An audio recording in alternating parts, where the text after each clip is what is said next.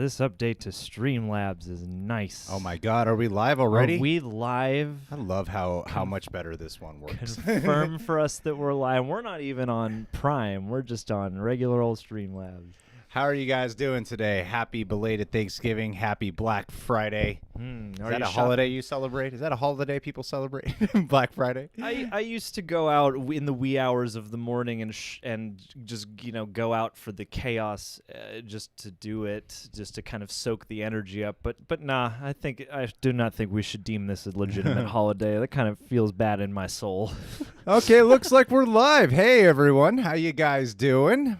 I hope you guys, if whoever celebrates Thanksgiving, I hope you had a good Thanksgiving holiday. Yeah. Who do we see in the chat so far? We got Mark Leach already with the first super chat. Thanks, bud. Robert Estrada. Bradley Blitzo. Mark Graves. TM, the Mirna. main man Dano. I guess this is an unusual time for us to go live stream. Usually it's like 5 p.m. on a Saturday, so this is like a little bit earlier.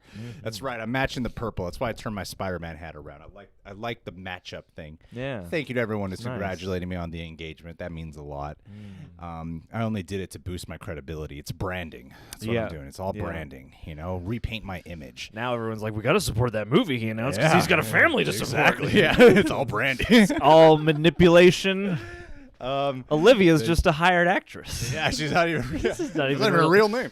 Yep, it's just a character we invented. Yeah. Okay, so I just wanted to have a fun one today. A nice, relaxing live stream. Thank you to everyone for the congratulations again. Really means a lot. Cheers. And let's see. What's the first comment that there's a lot of congratulations. I really do appreciate that. I should have expected that because you guys are so kind and so considerate. Thank you so much. You guys are beautiful. All right. Solo thank you for that super chat. We'll get to any super chats that come in, but of course, Grogu. I would love to talk about Mandalorian, but I'm afraid there's some people who, if there's the rare chance that someone's here and they're like, I haven't seen it yet, and I'm watching your stream first. Yeah. I don't want to take that chance. You know? know? Yeah, I don't want to dignify anything that could spoil stuff. The Mandalorian Season 2, Episode 5 reaction should be up tomorrow, and it's if not the best, one of the best episodes The Mandalorian has done so far. It's pretty fucking incredible. It was a lot of fun to watch. I was really blown away by it, and I even got a little misty-eyed at the end. You might I don't know. Sometimes the camera doesn't pick it up. Hope it does. Hope it catches a little tear in the eye. You gotta get little pepper lights just to catch your tears. Blue Crafter. All right, this question. We'll answer some questions, but thank you for everyone who's contributed to the super chats. Promise we'll get to them sooner rather than later.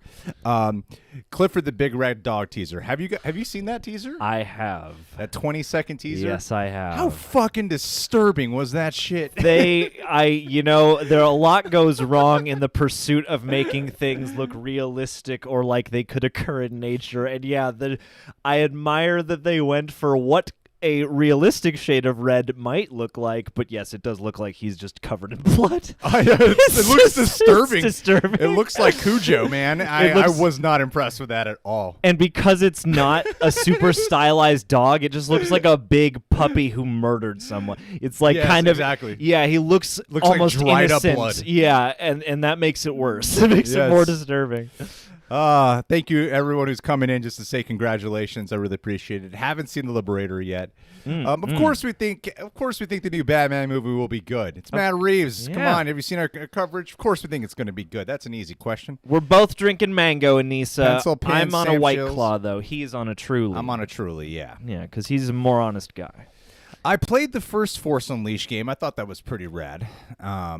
It's so long ago. That was the one that I played. I played that one on Wii. I think that was the first Star Wars game I ever actually completed. The first one, where you pretend you have a lightsaber with the Wii controllers. It was a lot of fun, yeah. I never actually got to do that. The one I got first that I actually borrowed from our old friend Elsie, and then that was the one I beat, was the one for N64 where you get to play as Dash Rendar. Yeah. Which was a pretty, for its limitations, I thought it was pretty sweet. But do we think Scream 5 will be any good? Well, I would tell you that I have a lot of faith it's going to be good. I really love the movie Ready or Not. I've read they recently put out an interview where they finally really talked about the prep process for this, and I have faith that it'll be good. I'm not the biggest fan of Scream 4 and Scream 3 either, even though Scream is my favorite horror movie of all time. I think Scream 5 will be all right. I hope so. I have faith in the people involved. My main concern is just that January 14th release date they claimed or whatever. Yes. Because I was like, for Scream, there was a lot of argument for just throw something cool and especially horror in those winter months where there's not a lot. Obviously, Blumhouse has success with that, but I feel like some Scream to me feels like you want that August, September, October, somewhere right by Halloween or the summer, but I don't know. Yes. That's the only thing that has me worried. Otherwise, I'm excited to see what they come up with. And I've seen a couple of comments come in here about the Mandalorian, but people who haven't seen it yet. Yes. I will not blame you if you abandon this stream to go watch that episode. Yeah, if you haven't seen it yet. If you want my quick thoughts on it, it's near perfect. It's I'm not sure if I would rank it as perfect, but it's pretty much near perfect. So I would not blame you if you're like, I got to watch this episode right now, or I got to catch up and watch it. I'm just thinking of images from it in my Yes. mind and kind of wishing we were just watching it all together right now. Patrick, appreciate it. Shouts out to the Philippines. Appreciate you being here. Heck Sabrina, yeah. thank you so much. Oh, Deadpool, I can see you in the chat right now. We can see you. Look, that's see all we're you. answering. We haven't gone to the super chat, so we're going to get there in just a minute. Happy late So Thanksgiving to thank you, you to- Sabrina. Thank you to everyone who's contributed to the super chat. We also have Streamlabs open right now, so Yes. thank you. But right now, we're Streamlabs just talking. in the description if you want to access that. What do we think about? What do we think about the new Justice League movie? If sometimes people ask questions in these chats, these streams, where I'm like, have you not been watching the videos we've been putting out, or you just want reaffirmation? God damn it! The next, of course, we think it's going to be awesome. I mean, I'm especially excited for it. the title of the next video related to that will just be, "We think this will be awesome." Yeah. Yeah. I mean, even I'm looking forward to it. I think it'll at least be a captivating moment, no matter what. I Yes. think it'll have some of the ups and downs that any Zack Snyder joint in full Zack Snyder regalia will have, but I think it'll be gripping nevertheless. Okay, so we got Mr. Krepshus in the chat. If you guys have not subscribed to Mr. Krepshus, hands down one of the best editors, Killer editor, I've ever seen. He is one of the best. Hey, when Old Time Radio comes out, I'm either going to have to talk to you or Nerd Chronic about editing a trailer if I'm able to have that much power. Some people forget I'm just the writer on it. I'm not. You're the trying main to guy in absorb charge of more it. and more power. You're trying to run away with this production. But if it happens, Yeah, Alan, dude, that would be awesome. Alan Constanza is asking, and then we'll get to the super chats in just a minute, I promise. And thank you to everyone again who's been congratulating me on the engagement. Alan Costanza is asking, what do we think about Godzilla versus Kong coming to HBO Max? Something we haven't chimed in on. Okay, this might sound not controversial. This might sound a little contradictory. All right, You're gonna get canceled over this opinion. I'd be way less willing to there's something about Wonder Woman 84 which I'm like, of course the first time I want to experience this is on the theaters. But if it comes out on HBO Max, I'll watch it. It's that kind of thing with it, with Wonder Woman. It's a bummer, but I'm totally content at the same time I'll watch it. Godzilla versus Kong, I'm like, that movie's meant for the theaters. I mean, it would be huge on HBO Max, but it's meant for the theaters. Wait. I didn't much care for Godzilla King of the Monsters, but what I did care for was the monsters on like a 3-story screen. So Exactly. Yeah, it does seem like the worst movie to do that to, because the big screen spectacle is I personally, they say Tenet might come out this winter on home video. I might just not watch it and wait for my opportunity to safely go to the theater. Whereas Godzilla vs. Kong is I would cave and watch it if they put it there. But I still feel like it's going to do the movie some slight. I would watch it at home, Tenet, because you could watch it with subtitles. You might understand what's actually happening if you do it that way. Would I not be missing out by not experiencing the IMAX? Oh, you totally would. Okay, because that's the thing is at the IMAX, that's the problem with Christopher Nolan. But you might enjoy it more if you watched it at home first And then get to behold the that way you could understand it on subtitles, and then you get to just immerse your visuals. Because I mean, almost every Nolan, there's rarely the Nolan movies on IMAX. I usually watch it on IMAX on my second or third viewing, and it actually creates an appreciation level when you're able to. It's like we saw The Dark Knight. You can feel like the difference. You really can experience the difference with IMAX versus the other one. I like that actually. I did not know that actually. That I thought you saw like every one of his films IMAX first. No, Dunkirk we saw together the second time. Dark Knight Rises. That's those are all true. the movies he's done, right? Those are the important ones. Yes, Mandalorian will come out tomorrow. We do got some super chats. I see people have been contributing in the last 10 minutes. We only got a few, but I want to make sure that we honor whoever is showing their support that way. I mean, yes, very much appreciated. We want to make you feel as appreciated as you make us feel, especially on Thanksgiving. My fiance is relaxing right now. It's so strange. It still hasn't it's so strange to just say it now. Now, because now you have to keep putting the word in. My fiance. Yeah. That's fun. Enjoy my that. Fiance. Enjoy that process and then pronounce every syllable. Okay, let's see. John, can you load us up, please? Yes, sirree, Bobberino. Meantime, I'll take another question while we're here. Yeah. Hey, Thwipster, it's okay for being late. Let's see here. Is that a good size? Let's go one bigger. There John's just setting us up so we can show your guys' super chats on screen. Right. And November 27th. I have a very relaxed approach today. Very relaxed approach. Yeah. Mark Leach. All right. We're ready to... Oh, it's over here now. Haven't seen The Whitest Kids You Know. No. I haven't seen much of the show. However, me and Trevor Moore were once in line. I was behind him at midnight in San Diego at my first full-length Comic-Con, and we were both denied the sale of alcohol because in San Diego they don't sell it past midnight. I would still say my favorite movie soundtrack's The Dark Knight. Just throwing that out there really quick. Ooh, that's a good old choice. But let's Attack the Block is pretty rad. I mean, my favorite movie soundtrack, I'm talking about original score, would be Dark Knight. My favorite soundtrack is easily Drive. There's no question about it. Ooh, undoubtedly. that's a great choice. Yeah. John, would you hang out with a Republican? Would I hang out with a Republican? I mean, I have. We know Republicans. Yeah, I'm capable of hanging with people who don't 100% agree with me. Side question. Thanks, Anissa, for that. And thank you to everyone who's congratulating again. Who's the first question? Mark Leach, our first super chat of the day. Appreciate it, buddy. Hey, buddy. Hey, you guys. Hope you're well. What film had you been hyped to watch just to be completely let down by? One of mine was The Lovely Bones amazing book. Oh, what a great question. Oh, boy. Easy. Actually, I'm surprised it came to me so easily. X-Men Origins Wolverine. That was a day we got. I was cooking hot dogs. That was my profession at the time. I call it profession. That was my profession. That was my career. I was a hot dog cook, man. If you live in Los Angeles, North Hollywood, Vicious Dogs, Greggy Veggie, still on the menu. Let's go there sometime. It's tasty. So anyway, I went to. We got tickets to see X-Men Origins Wolverine. My coworker. No, was she there? I don't know. Jessica?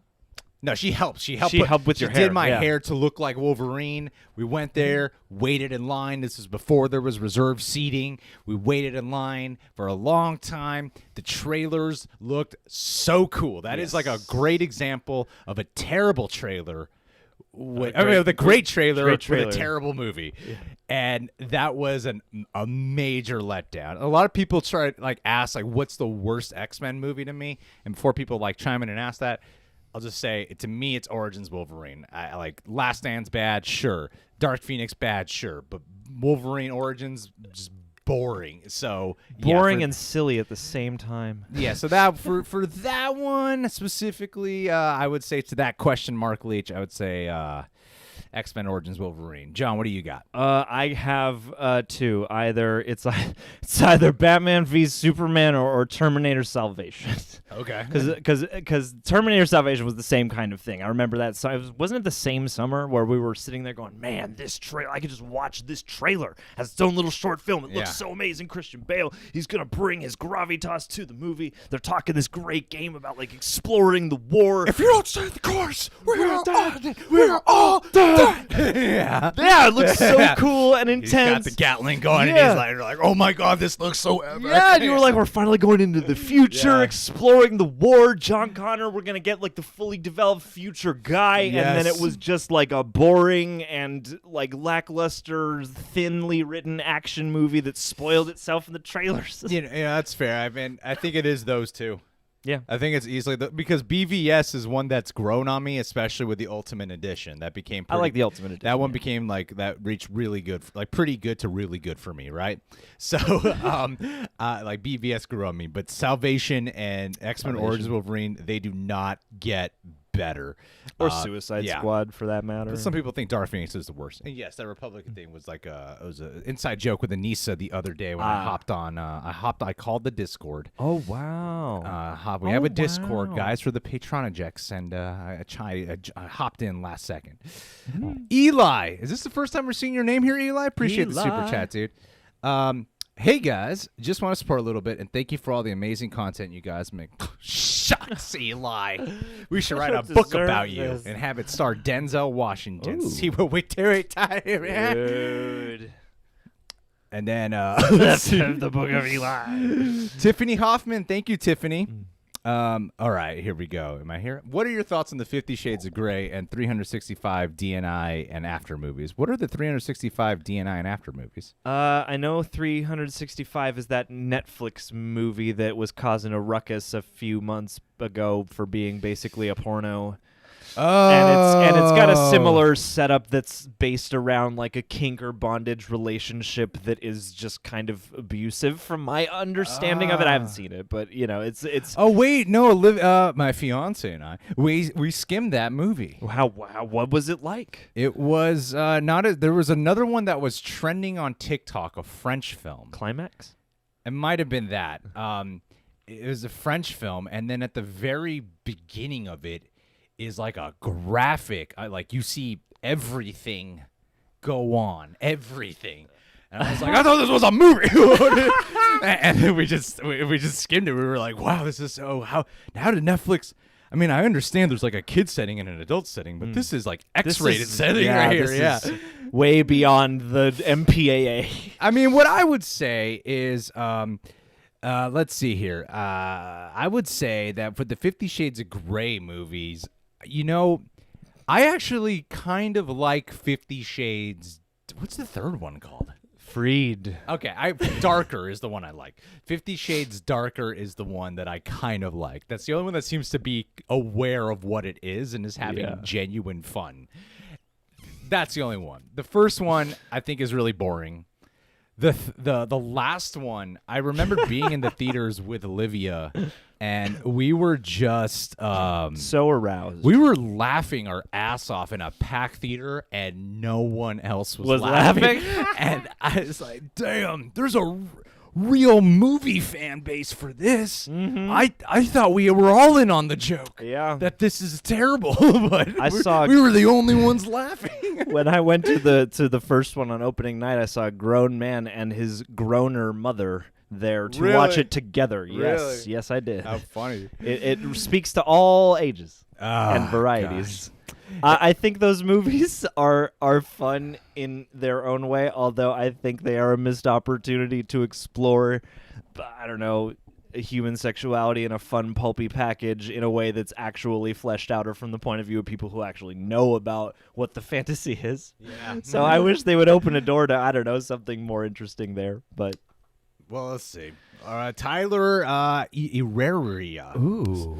Excuse, this is what you say in every live stream. Sorry if I butchered your name. That's what you got to say. It's every live stream you got to say that. You can't say, sorry if I butchered your name. I did my best with your name. I did my best. I didn't mean to Thank butcher your you name. for your patience. So Tyler is asking us, thank you, Tyler, favorite best performance in a Tarantino movie. Oh, what a fucking fantastic question. Every Tarantino cameo. I think a lot of people might go with Christoph Waltz Yes, in maybe Inglourious or Django, but I think more likely Inglourious. Excuse me. Sorry if I butchered your name. So the one that my personal favorite one, and funny enough, I was thinking about this performance today. I was hearing a podcast on like actual strong female characters, and that wasn't a good air quote. This is my air quote. strong female character. Like the Thriller dance. But my favorite one would have to be Uma Thurman in Kill Bill Volume 2. I mean, if you count the whole thing, if you want to play that game, I would do that. Uma Thurman, Kill Bill, Volume 1 and Volume 2. because that performance has like all the qualities I love in an action hero. Because especially by the time you get to Volume 2 or even early parts of Volume 1, you see a woman who's very vulnerable. She's very human. As much as she has like superhero abilities in that world of Kill Bill, and as much of a badass as she is, you know, you really do get to see these shades of her that can fall prey to certain qualities within her of weakness, and then from that weakness she can find strength and overcome, and there's courage and there's love, and there's a whole bunch of qualities to that character. And to me, I feel like that is not, everyone usually goes to like Sarah Connor or Ripley, who are amazing female performances in action genres, undoubtedly, but I really do think that Uma Thurman in Kill Bill does not get enough credit as a female action star. She was incredible, and most likely, yeah, I would say she's my favorite out of American action movies. She's my favorite. So I would have to give shouts out to Uma Thurman in Kill Bill because I'm woke. Oh, look out I'm now! a woke guy. That's why I say a look woman. Look out! It's the only reason why I must be. Stuntman Mike. I guess now I will go.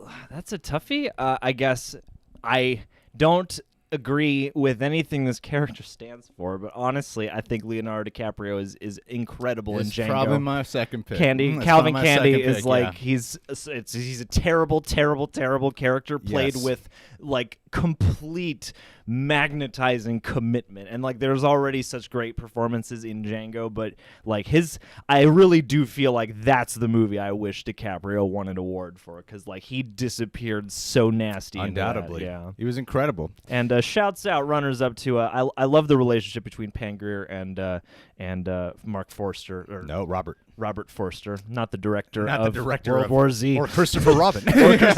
Yeah. The scenes, especially between the two of them and Jackie Brown, I really love. I appreciate everyone who just hops in here just to give a thank you. Congratulations on the engagement. Like Derek Mitchell right here. Hey! Where'd he go? Thank you, Derek Mitchell. DM. Means a lot. How you doing, Derek? I hope things have been said. How you doing, Derek? So how do you mother for me? I hope I hope your charity live stream went well. All right. He did a charity live stream? That's why he's been gaming. Yeah, did it on the Twitch. Thank you, dude. I think, right? Nissan Naidu. Oh, have we seen your name before? So, what's your name? What's your name? What's your name, man? Sorry, what's your name? Nissan Naidu, he's asking, John, you want to read this one? I would love to. In your opinion, what is the most underrated super villain performance? I'd personally I love that say, question. Thank you. That's a great one. I'm going to have to think while you answer. I'd personally say Michael Shannon as Zod in Man of Steel. Also, congrats on the engagement. Thank you. Shouts out from New Zealand. Thank you. To New Zealand. Super villain performance. Super villain. Underrated one. Underrated, yeah. Michael Shannon as Zod is a pretty damn solid one. Yeah. I just don't want to say the one you said, though. I want to come up with one that is not said. Maybe someone will just say it in the comments right now what's a in clever the live one? stream chat, and I might just steal yours. But damn, what is a good one? What's an underrated villain performance? There's got to be a great one out there. Okay, John, start listing some random movies and let's see. Topher Grace's Venom. Nice one, Thorpe. I mean, I will go. Okay, here's one then. I think that Thomas Hayden Church in Spider-Man 3 is one of the emotional hearts of that movie. He's responsible for some of my favorite moments in that movie, and if it had just pared down to his story, it might have, except for the retcon with Uncle Ben, it might have been a lot better. So I think that's a great performance that goes overlooked. Webster just said it in the chat. Faye Dunaway and Supergirl. Nice pick. Ooh. You know what? I would say, Jonathan Willem, I'm going to steal yours. There, I'm stealing his. Willem Dafoe as Green Goblin. For some reason, I feel like it kind of just flies under the radar when we're talking about supervillain performances, but he captured he knew that could have easily gone wrong. Oh yeah. It is a hammed up performance. It's Willem Dafoe totally having a blast. And he's also scary, and it's funny how like the Green Goblin, he when he does that expression in the mirror when he's smiling and talking to himself, this very vulnerable scene, and that's a character, especially when he is just Norman Osborn having that conversation with himself in the mirror. That's a vulnerable moment right there, and I thought he captured that well.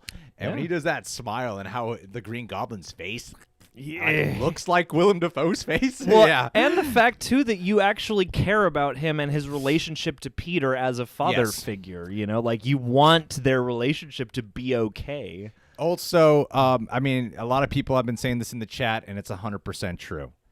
Cameron Monahan in Gotham and I do think that would qualify as super villain. You know, if we were talking Heath Ledger, I wouldn't say that's a super villain. He's the villain, but he's not a super. But definitely, I mean, if you've seen Gotham, it's like impossible. You know, he comes back from the dead and stuff. So there's that performer. Cameron Monahan plays. He essentially plays 3 different Jokers. If you've seen the series from beginning to the very final episode, he plays 3 different types of Jokers throughout, and I still feel like Jerome would be my favorite one, because the other one I think is, man, I've seen the whole show. Jeremiah's the other one, but Jerome specifically was that's one where you're like, man, he really should be in the movies. Like Cameron Monahan in that, he should be in there. And speaking of Cameron Monahan, I want him to appear as Cal in The Mandalorian. He would be perfect. I think it would be awesome if he showed up in there. Shoot, See, I think Homelander is he's not an underrated supervillain. I think he's the most highlighted he's on top part right of, now, of the yeah. boys. Yeah, more talked about than any of the boys. Yeah. You know? All right. Oh golly. Adam Lanza, thank you so much, Adam, and thanks for that question, Ethan. That was a fun one. Adam Lanza, he's saying congrats on the engagement. Thank you so much. Do you think a good idea for a film would be a YouTuber internet person being stalked by an obsessive fan? Hasn't that been done? Versions of this have been done. Yeah. I mean, most recently with John Travolta and Devon Sawa. What if there was a horror movie where the Uber driver was a He's killer? a killer. He's a bad guy Uber driver, and he's gonna kill you for driving. I mean, I think you could do kind of like a Joker-esque, but more heightened. Like more of like an American Psycho type of movie about YouTubers. Yeah. Someone who is like an insane narcissist in their mindset and then is obsessed with like comments and having to deal with the hate and the kind of personality they put on in front of the camera versus who they are when the camera's not rolling. Because so much of YouTube is like you're presenting yourself, like we're Greg and John talking, and you're with you conducting right your energy in different directions for different reasons. But most people, and sometimes ourselves included, we might feel like there's a different energy when the camera's not rolling. I mean, we're fairly in the same mood we were when the camera started rolling. But that could be a lie. See? Oh, the illusion is breaking. So The fourth wall means nothing. That's why I'm thinking you could do kind of like more of a character study of the influencer. That word has never grown on me. Wield your influencer. Yeah. I think you could do that, or one of those like really like limited scale movies where it's like this one crazed fan breaks into the guy's house. It's just 2 people the whole time.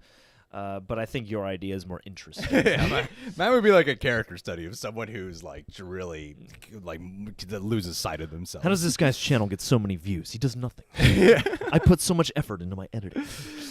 I mean, I wrote a pilot for something that I was thinking of trying to get off the ground.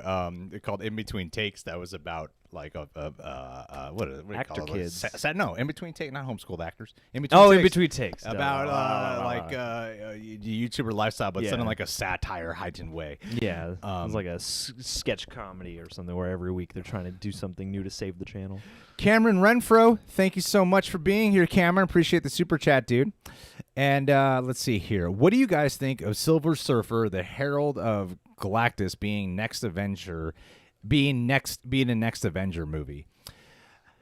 I don't know if you want to premiere Silver Surfer immediately in the next Avengers movie, but I wouldn't mind if in one of the next Phase 4 movies, whether it be Guardians of the Galaxy or Doctor Strange, I feel like his appearance, because I did read the Infinity War graphic novel, and the work that he has to do with they have to do with Doctor Strange in there. I feel like it would be kind of a cool, because since we didn't get that in the Infinity War movie, I personally, maybe not Multiverse of Madness, but I wouldn't mind reserving their debut, because I know people will probably say Silver Surfer, wait for that Fantastic Four movie. But I wouldn't mind reserving their debut for a Doctor Strange movie just so we can have that. But maybe in the next Avengers movie is when you would get that whole team up with Doctor Strange, Galactus, Doctor Strange, Silver Surfer, having them team up to take down the next big baddie would be in that one. But personally, I would want it to be in a Doctor Strange film. And yes, we did watch Mandalorian. Episode will be up tomorrow. Check that pin comment. Yeah. In Pencil Pan gets my YouTube idea. Misery, like obsessed fan. Kind of like that. That could work. Yeah. I mean, that was the original idea. That could work. It could. But John, it's please, worked before. what do you think of Silver Surfer? Keanu Reeves will play him, and Ghost Rider, and the next Wolverine. And the next Wolverine. Everyone's going to be Keanu Reeves. That's what I want. No, I mean, there's so much coming to the next phase that it starts to a little bit feel to me like, everything's coming in one of these next 4 movies. Yeah. So, on the one hand, I don't want to get so lost in so many. Like, Galactus is such a big deal of a villain to hail that it feels like an Avengers level event to me. So Sure. I guess I would want some kind of prior Silver Surfer interaction presence to hail this, if it then leads to an Avengers team up with the Silver Surfer. Although, just thinking about like a new Avengers movie, them dealing with Galactus with the help of the Silver Surfer and Doctor Strange, it sounds like a lot of fun. So I would be down for that conceptually. I like this next set of phases, especially due to the way the world is right now. It feels very kind of soft and gelatinous in terms of its boundaries and what its structure is. So at the moment I don't have even though they have their map charted out, it doesn't feel as solid as it could, and especially with certain things moving around. So, we'll see. Yeah, we'll see. But, I think it would be cool. All right. Ulysses Sedeno. Thank you so much, buddy. Ulysses. Come on, let's get high. How many of you guys know that song? Ulysses by Franz Ferdinand. Hey, Lexo, what you talking about next? Got 25 miles. Well, I'm bored. Ulysses, which So Bad It's Good movie deserves a reboot? Oh, fantastic. That's a good one because you try to make a good one out of those, and it's like that's not the point anymore with that movie. Yeah, what would you be trying to achieve with the remake? Because So Bad It's Good is unintentional when you land there. When you land at So Bad It's Good, you don't set out for that. When you set out for that, it doesn't work. I guess you would have to then go, which one of these movies had a good enough concept at the core and perhaps good enough occasional plot mechanics to merit a serious attempt. And I could think of 2 off the dome. I'm sure there are many more.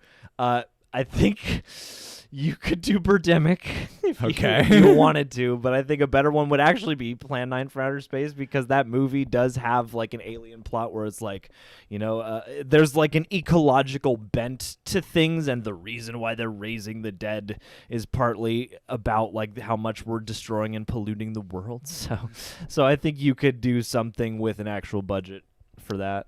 Fair enough. What's another So Bad? I think Plan 9 from Outer Space is not a bad pick. It's just it's not the pick. It's just So Bad It's Good category is such a fascinating one to me because it completely redefines that movie that falls into that category, whatever movie that is. Completely, the film is now redefined.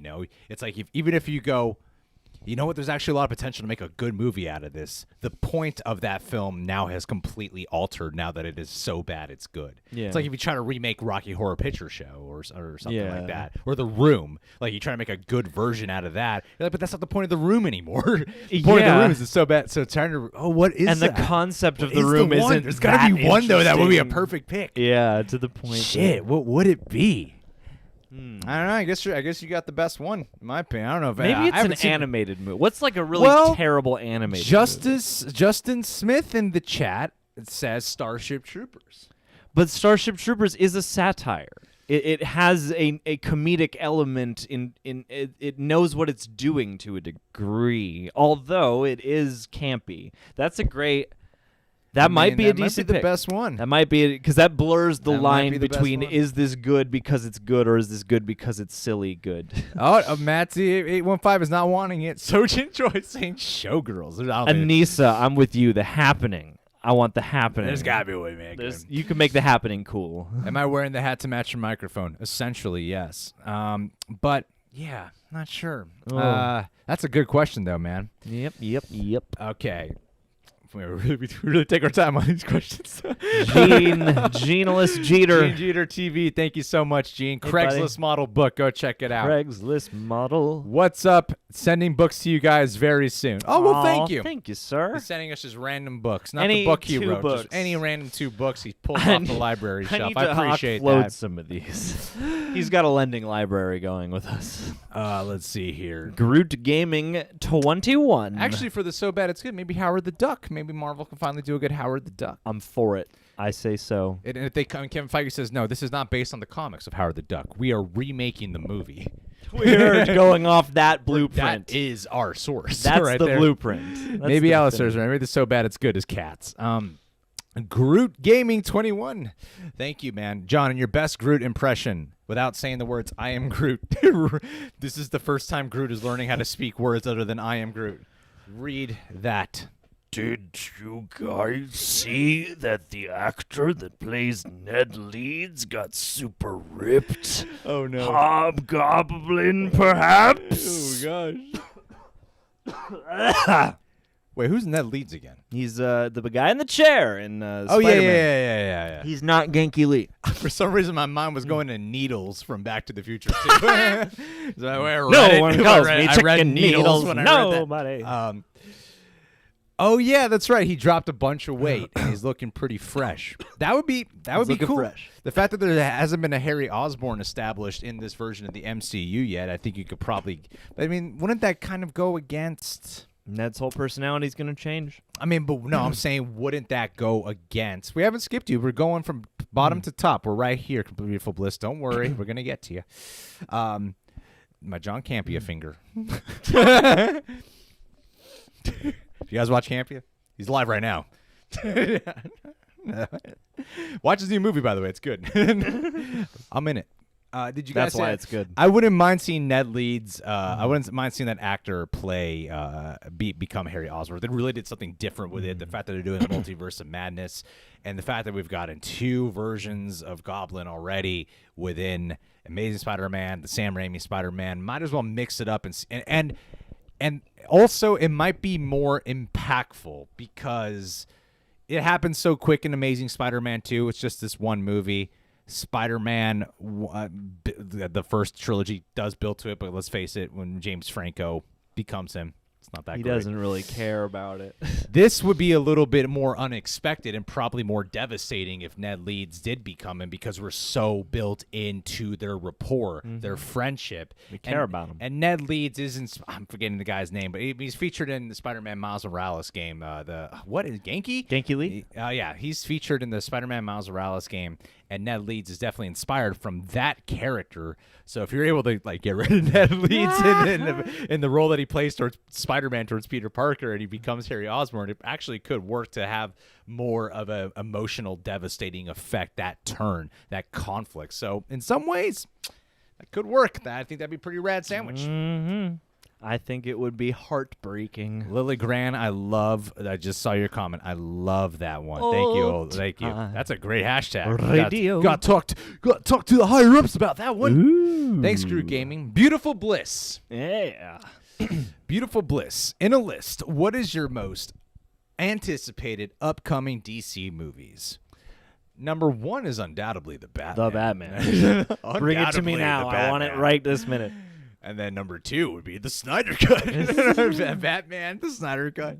And, Wonder Woman The Ayer Cut. 1984. Wonder Woman 1984, Yeah. The Suicide Squad. Yeah. I mean, I don't know. What There's else something about coming? Black Adam that I'm very skeptical about. I feel like there's going to be so much of The Rock, Dwayne Johnson, and not enough of this is Black Adam. Yeah. If anything, you tell me Shazam 2, I'm more excited for Shazam 2 than I am to see Black Adam. Yeah. Yeah. Likewise. But there's another one coming up, isn't there? Yeah. Yeah. Well, I feel like there's always the looming possibility of Aquaman 2 in the trench. I mean, the trench sounds cool, but I mean, Aquaman 2 is definitely coming. yeah. Everyone's Amber Heard happy teased about it. it. There's nothing controversial about the circumstances. Yeah, so there's that. I think we share the same list. Yeah, I think our list is exactly the same. Most likely. Yeah. Most likely. No, there's an Aquaman 2 coming. I mean, I'm waiting to see. I'm waiting to see some footage of that. Okay. S. Seon, thank you. Favorite DCAU film or TV series? I'm assuming DC. I appreciate the alternate super universe? chat. Thank you, Beautiful Bliss, by the way. But S. Seon, DCEU is what I'm assuming what you're referring to. My personal favorite DCEU anything right now, even comparing to the movies, is actually Doom Patrol. You might have heard me talk about this before, but I really do think Doom Patrol is a severely underrated show. There's not another and it's so beyond bizarre and so just so character driven and so twisted and dark, and it's hyper violent, hyper sexual, yet incredibly nuanced and visually wonderful. Doom Patrol is the best thing I think DCU currently has going in total. And I wish more people would watch it. I really do wish more. I'm always afraid it's not going to get renewed. More people should watch Doom Patrol. That's just making me want to start Doom What about Patrol you, right John? now. I mean, are we saying DC Animated Universe? Is that what that is? Oh, maybe the DC Animated Universe. Sure. I mean, I really love. Oh, I guess. Or is this just anything outside of the current DCEU? Is it like the DC alternate universe? I mean, if that's what they're referring to, I would say my favorite DCAU. I mean, it's all connected at this point. Yeah, with all these interdimensional crossovers. I really liked Justice League Apocalypse. I thought that was pretty fucking fantastic. Yeah. Well, and it's hard to beat. That was like, oh, that's a Justice League movie I'd want to see brought to life. What was that? Mask of the Phantasm. I don't know. I mean, I think it's hard to beat that. I don't have the most up to date. I mean, for me, it's hard to in the animated realm beat that or the animated Batman series. But those are very sort of plebe answers. I mean, okay. Eat Spinach. You can watch Doom Patrol on HBO Max. Yeah. And DJ0332. Love you too. Thank you, buddy. But yeah, guys, watch it. Watch it. And Emilia Clarke wouldn't be a bad Mira. Just go throw that out there, Sean Davis. Is it Watchmen DC? I'll go Watchmen. Okay. There you go. That's a better answer. That's a better answer. Real McKee? Take it away. John looks like Joshua Mikkel, who I know absolutely who that is. All right, let's look him up All and I'll right. bring him to the screen. We're going to look up for Joshua. Mikkel. Or Michael? Is that? Okay, so in this super chat right here, we got Real McKee. Thank you, by the way. I've heard this before as Oh, a character name. Yes. Oh, God, what's like the best one that looks like John? You guys just wait for it. Golly gee. Yeah, pick. I'm You just pick. I'm just going to go with that one. There we go. There he is. Do you guys think this looks like John? His name is Joshua Mikkel. I think he looks like John. He's got a little bit more of like a like Lord of the Rings elf thing going on. Than you do, yeah. He's got a little bit slighter of a face. Yeah. But He doesn't got have some his strong pointed cheekbones. features, doesn't he? Yeah, he definitely has pointy features, this man. That's true. Guys, you. Mandalorian will be up tomorrow. Appreciate it. On the morrow. Josh Guerrero, random top. Thank you, Josh Guerrero. Sorry for butchering your name. Yeah, I'm butchering it. Okay. No, apparently, a lot of people don't agree that Joshua Mikkel looks like you. Oh, well, that's I also take It's mostly the hair. both are John's a hotter. compliment. No, people are Nah. twin. McKenna says twins. We're twins. Yeah, definitely we are twins. Random topic: Flash and Arrow series or Luke Cage and Daredevil series. I mean, I feel like I generally know more about DC.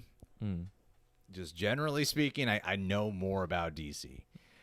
If you're going to talk about these shows right here, it's undoubtedly Luke Cage and Daredevil. Yeah. Like Flash, I gave up on. I lost it. I watched 5 seasons. I think I watched 5 full seasons, and I was like, I've seen all of Arrow. I love Arrow, but there's some pretty weak seasons there.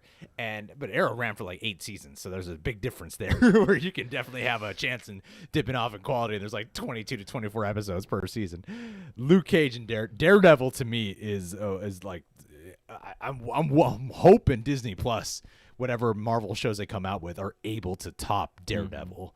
Yeah. But it seems really hard because, man, that Daredevil series gave me everything. And there's a campaign for Save Daredevil coming out. And I'm going to be putting out my hashtags. I'm going to be putting out my social media because I undoubtedly want Charlie Cox. I mean, just Daredevil alone takes the cake for me. If you were just to ask me what between these four, Daredevil would easily take the cake. So, yeah. I mean, I might read – I definitely read more DC than I do Marvel. But when talking about these four shows, it's Daredevil, man. It really is Daredevil. I've only read one Daredevil graphic novel, which is Born Again, so this is not like a bias towards him. From the shows, Daredevil, yeah. Heck yeah. And I really like Luke Cage Season 2. I thought that was a pretty underrated Season 2. You heard it here first, people. Answer the question. I mean, I agree. I haven't seen Season 3 of Daredevil, but, I mean, having seen episodes of Arrow and Flash secondhand while you were watching them when we used to live together. Yeah, I mean, like they didn't look unappealing to me, but they definitely didn't look like they packed quite the concentrated punch. And I mean, there are elements of that, especially like the second season of Daredevil, that do get a little off road. But yeah, just like the craft and the tonal just punch of those two universes, and I like Luke Cage a lot too. So yeah, I'm Luke Cage and Daredevil definitely have moments that I still think back on, and was incredibly gripped by, and that feel like the caliber that like DC kind of wants to go for, and the fact that they're like so kind of contemplative and gritty. But you know, I got a question for you. I'm going to throw this out there in the chat right now. What should I'm thinking of doing another movie reaction, and I didn't know if it should be. I'm going to throw this out there in the chat right now. You guys just start naming which one. I'll go through the comments later to see. I might do a poll later, but I want to just get a gauge right now. For a movie reaction to put up on YouTube, I was choosing between Constantine. Because I actually haven't seen the Keanu Reeves Constantine movie. I haven't either. I've never seen it. And I was also thinking New Mutants. But I want to make sure it's a fun one. I want to make like which one would give the most like if New Mutants is just like, oh, this is boring, that wouldn't make for a fun reaction. So tell me which one. And HBO's Watchmen was my favorite show last year. Sound OFF. Favorite show last year, tied with Better Call Saul. Peter Pacheco. Thank you, Peter. First off, congrats on the engagement. Thank you, buddy. Really appreciate that a lot. Yeah. And good job on the John Campea documentary. Guys, movie trailers, love story, out now. And also imagine if Endgame was the big Marvel coming out due to COVID. Oh, can you imagine moving that to streaming? Wow, Imagine moving that shit to streaming. That would A, break the internet, and B, cause a riot. Okay. That would be bad. Oh, yeah, that would be fun. I appreciate that. I appreciate the shout-outs too, Peter Pacheco. Yeah. It's wow, a lot of votes for Constantine I'm seeing in the chat right now. Peter is constantly contributing to our live streams, and I really do appreciate it, dude. That means a lot. And yeah. I'm studying Portuguese as we speak, my friend. It's a Right forever now, running joke. if I look off screen, I'm reading Duolingo. Okay, just from eyeballing this, I'm gonna see. Just from eyeballing it, what is okay. I mean, it seems like the one that people are championing for is undoubtedly New Mutant. Constantine. I mean, some people are saying New Mutants because it would be fun to make fun of New Mutants, but it looks like Constantine is the one that it's like I've seen Constantine in the animated ones, Matt Ryan, and then Constantine in the live action stuff. I really like his portrayal a lot, and I feel like they should keep him. Like for movies and stuff. That would be great. But we're entering the have your cake and eat it too era because all the rumors I see right now is they're going to get them both for some movie. Yeah, and Keanu Reeves and the other guy are I'm going really to both do wondering it. if Constantine would actually be like a good time. Yeah. I don't know. I mean, I've always wanted to watch it personally. I mean, it looks like a lot of fun. Constantine might be the one I really do want to check out, though. And Keanu, I think, is always a recipe for a good time. I'm not sure about that question, Anmart, about Count Dooku turning the dark side Disney Plus show. I don't really feel like we need to see that show. There's not something I'm truly interested. I feel like we can kind of fill in the gap ourselves. You could do that in a book. Maria Hammond is asking about the movie. I mean, I pretty much said everything I'm allowed to say about it. I mean, what are some fun things I can give you? The first one I wrote for it, because it's an anthology story. The John actually he read the drafts that I did on that, and I really appreciated his feedback significantly on it. And it did come from Joel Harlow was the one who came up with that idea, and then the one story I wrote and the other story that's written were his idea, and then we wrote them. And then the one that I wrote called Chicken Heart is inspired by a Lights Out radio classic. And I made a completely different version for what that is. Nothing like the old one. Like that was one. I'm like, I'll take the main concept of the chicken heart. That's it. And what it if you've ever listened to that one, but the plot is wildly different, and the way it ends and stuff like it's not like that one at all. And that one I'm most excited to bring to life, just because I'm like, this is an adaptation of something, and I think that this could be like a really cool way to adapt something, you know? Let's see. I feel like everyone's really championing mainly for Constantine. Awesome. Yeah. Everybody loves Keanu. Let's see here. Oh, okay, cool. Mark Leach, I would love to see Turbo Kid. I have so many friends who love that movie. Yeah, I'm excited for anything Tom Holland does. I think Tom Holland's an amazing actor. Yeah. Ooh, best Hey, movie. Jenna. Jenna's in the chat. What's up, dear? Jenna. Where's Eric Horseman at? I don't see him here. Where is Anissa. Eric Anissa? Get Where's Eric Anissa? up. Get a hold of. Okay, Pull him crap. out of the bar. We have some Streamlabs and some super chats that we have to get through. Okay, let's get to it. Let's get to it. John, load us up. We got it. We're going on over. The video got a dislike. The Hey, what are you Streamlabs. gonna do? Hey, What are you gonna do? it's still engagement. We apparently still offended engagement. someone. Oh, I think the most disgusting film I've ever seen, Alexis, is the ending to Old Boy. Oh, That's the most disgusting one to me. That one easily just disturbed me for at least a solid 24 hours. not bad. I still gotta watch Old Boy. Either Human Centipede 2 or 3, probably. One of those. And the first of our Streamlabs over here is from Bradley Bledsoe. Hey, buddy. Much love to you. Bradley says, hey, guys, I was curious as to what movie has the best musical score and best cinematography. Much love to you guys and to the Discord fam, by the way. Congratulations, Greg. Thank you, Bradley. Thanks for being here, Bradley. Dr. Bradley. But apparently Bradley just left. I don't know why. Gone. According to Anissa, Bradley left too. Wow. Okay. Wow, guys. Bradley, well, if in case you come back, I'll tell you. Time code. He says, I was curious as to what movie has the best musical score. To me, I think the best marriage of them, honestly, this might, I don't know if it's a weird pick, but I think it's one people won't usually say. I would say There Will Be Blood. Huh. Okay. I think that has the best marriage of score and cinematography. I really like that movie a lot, and I think that was one of the best movies that year. And for some reason, when I think of original score plus cinematography, I thought the balance of all that was phenomenal. And Okay. for some reason, my mind went there. Yeah.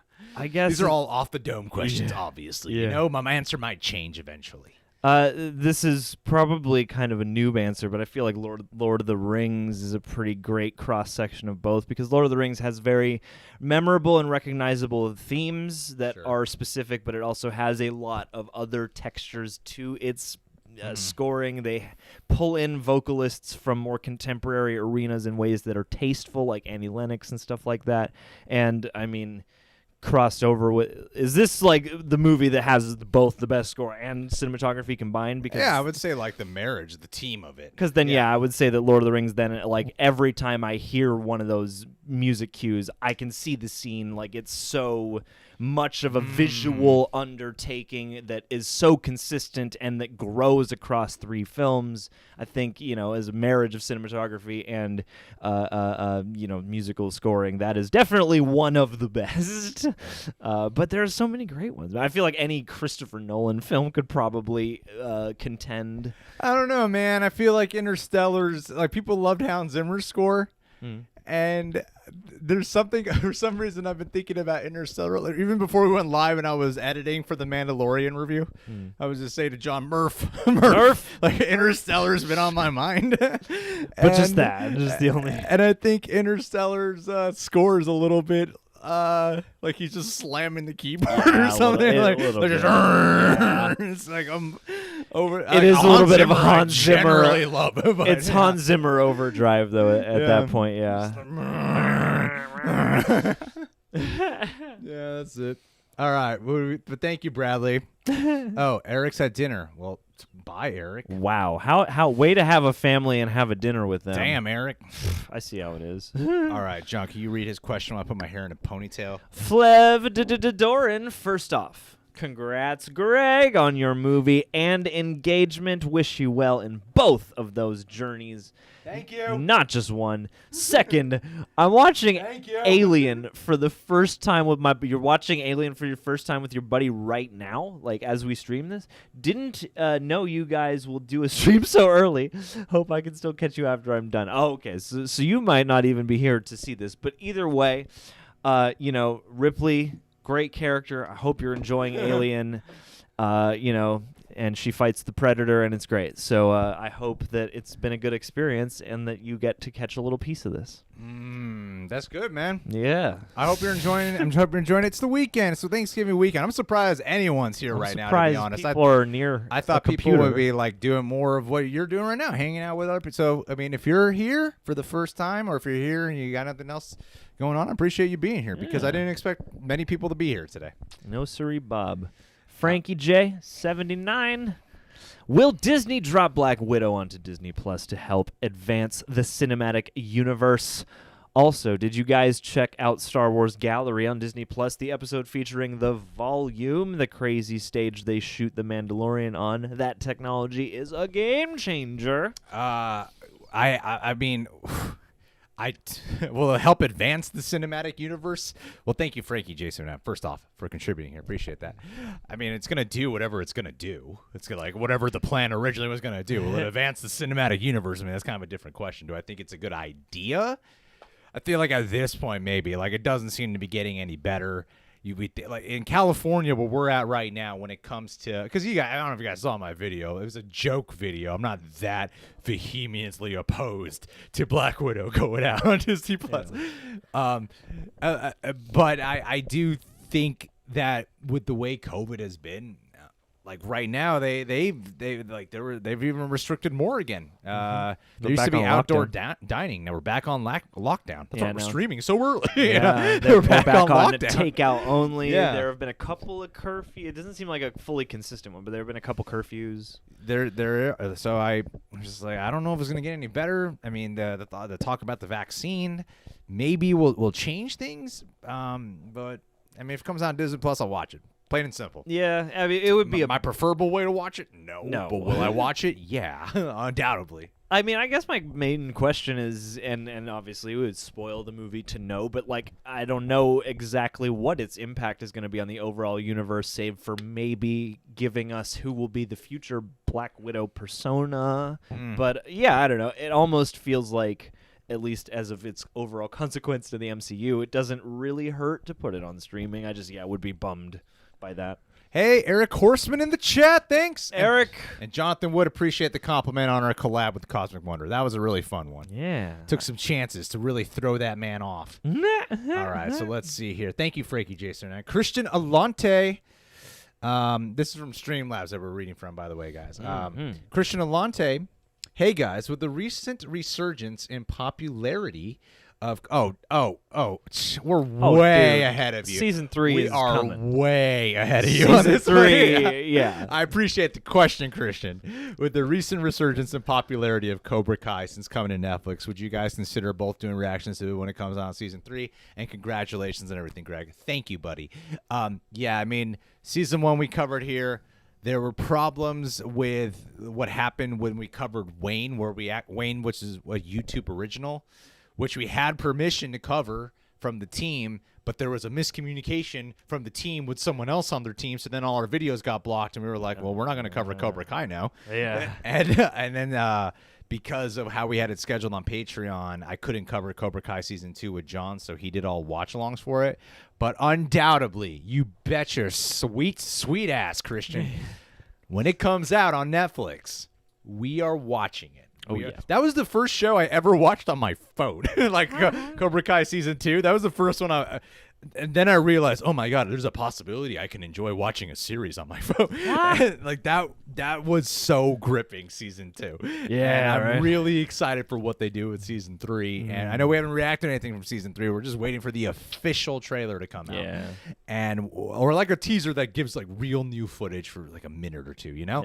Yeah. But yeah, when season 3 of Cobra Kai comes out, not a doubt in the book, we're totally covering that for Very the YouTubes, excited. undoubtedly. Very excited. Very excited for more Cobra Kai. As a matter of fact, the Taekwondo studio that I used to train at, that's in the first Karate Kid movie and the third Karate Kid movie. When they go to an actual dojo, that was the Taekwondo studio I used to train out of. Dang, you're a There part was of a Karate photo Kid history. of Reese on the wall. Oh, Yeah. Yeah. that's fun. And that made people go, with the Karate The Kid kid trained trained here. here, then- Maybe I should train here. It's a great vote of confidence. Even You though it's a inspired- different martial art, I will train here now.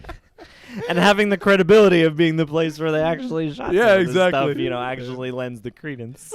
100%, Toad. I wonder how many dojos hung up pictures of people from that movie after the fact just to pull in more business.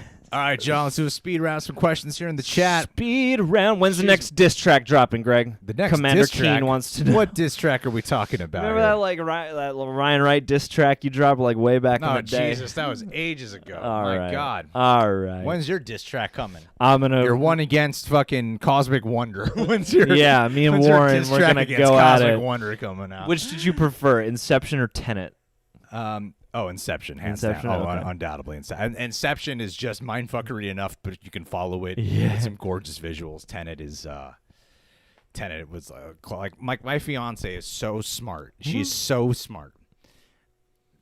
She was like, my experience with Tenet. Some of you guys might have heard me say something along this line before, but my experience with Tenet when watching with her, there were like early on in the movie. Here's the best way I could sum up how much she was able to understand it and how much I wasn't able to understand it.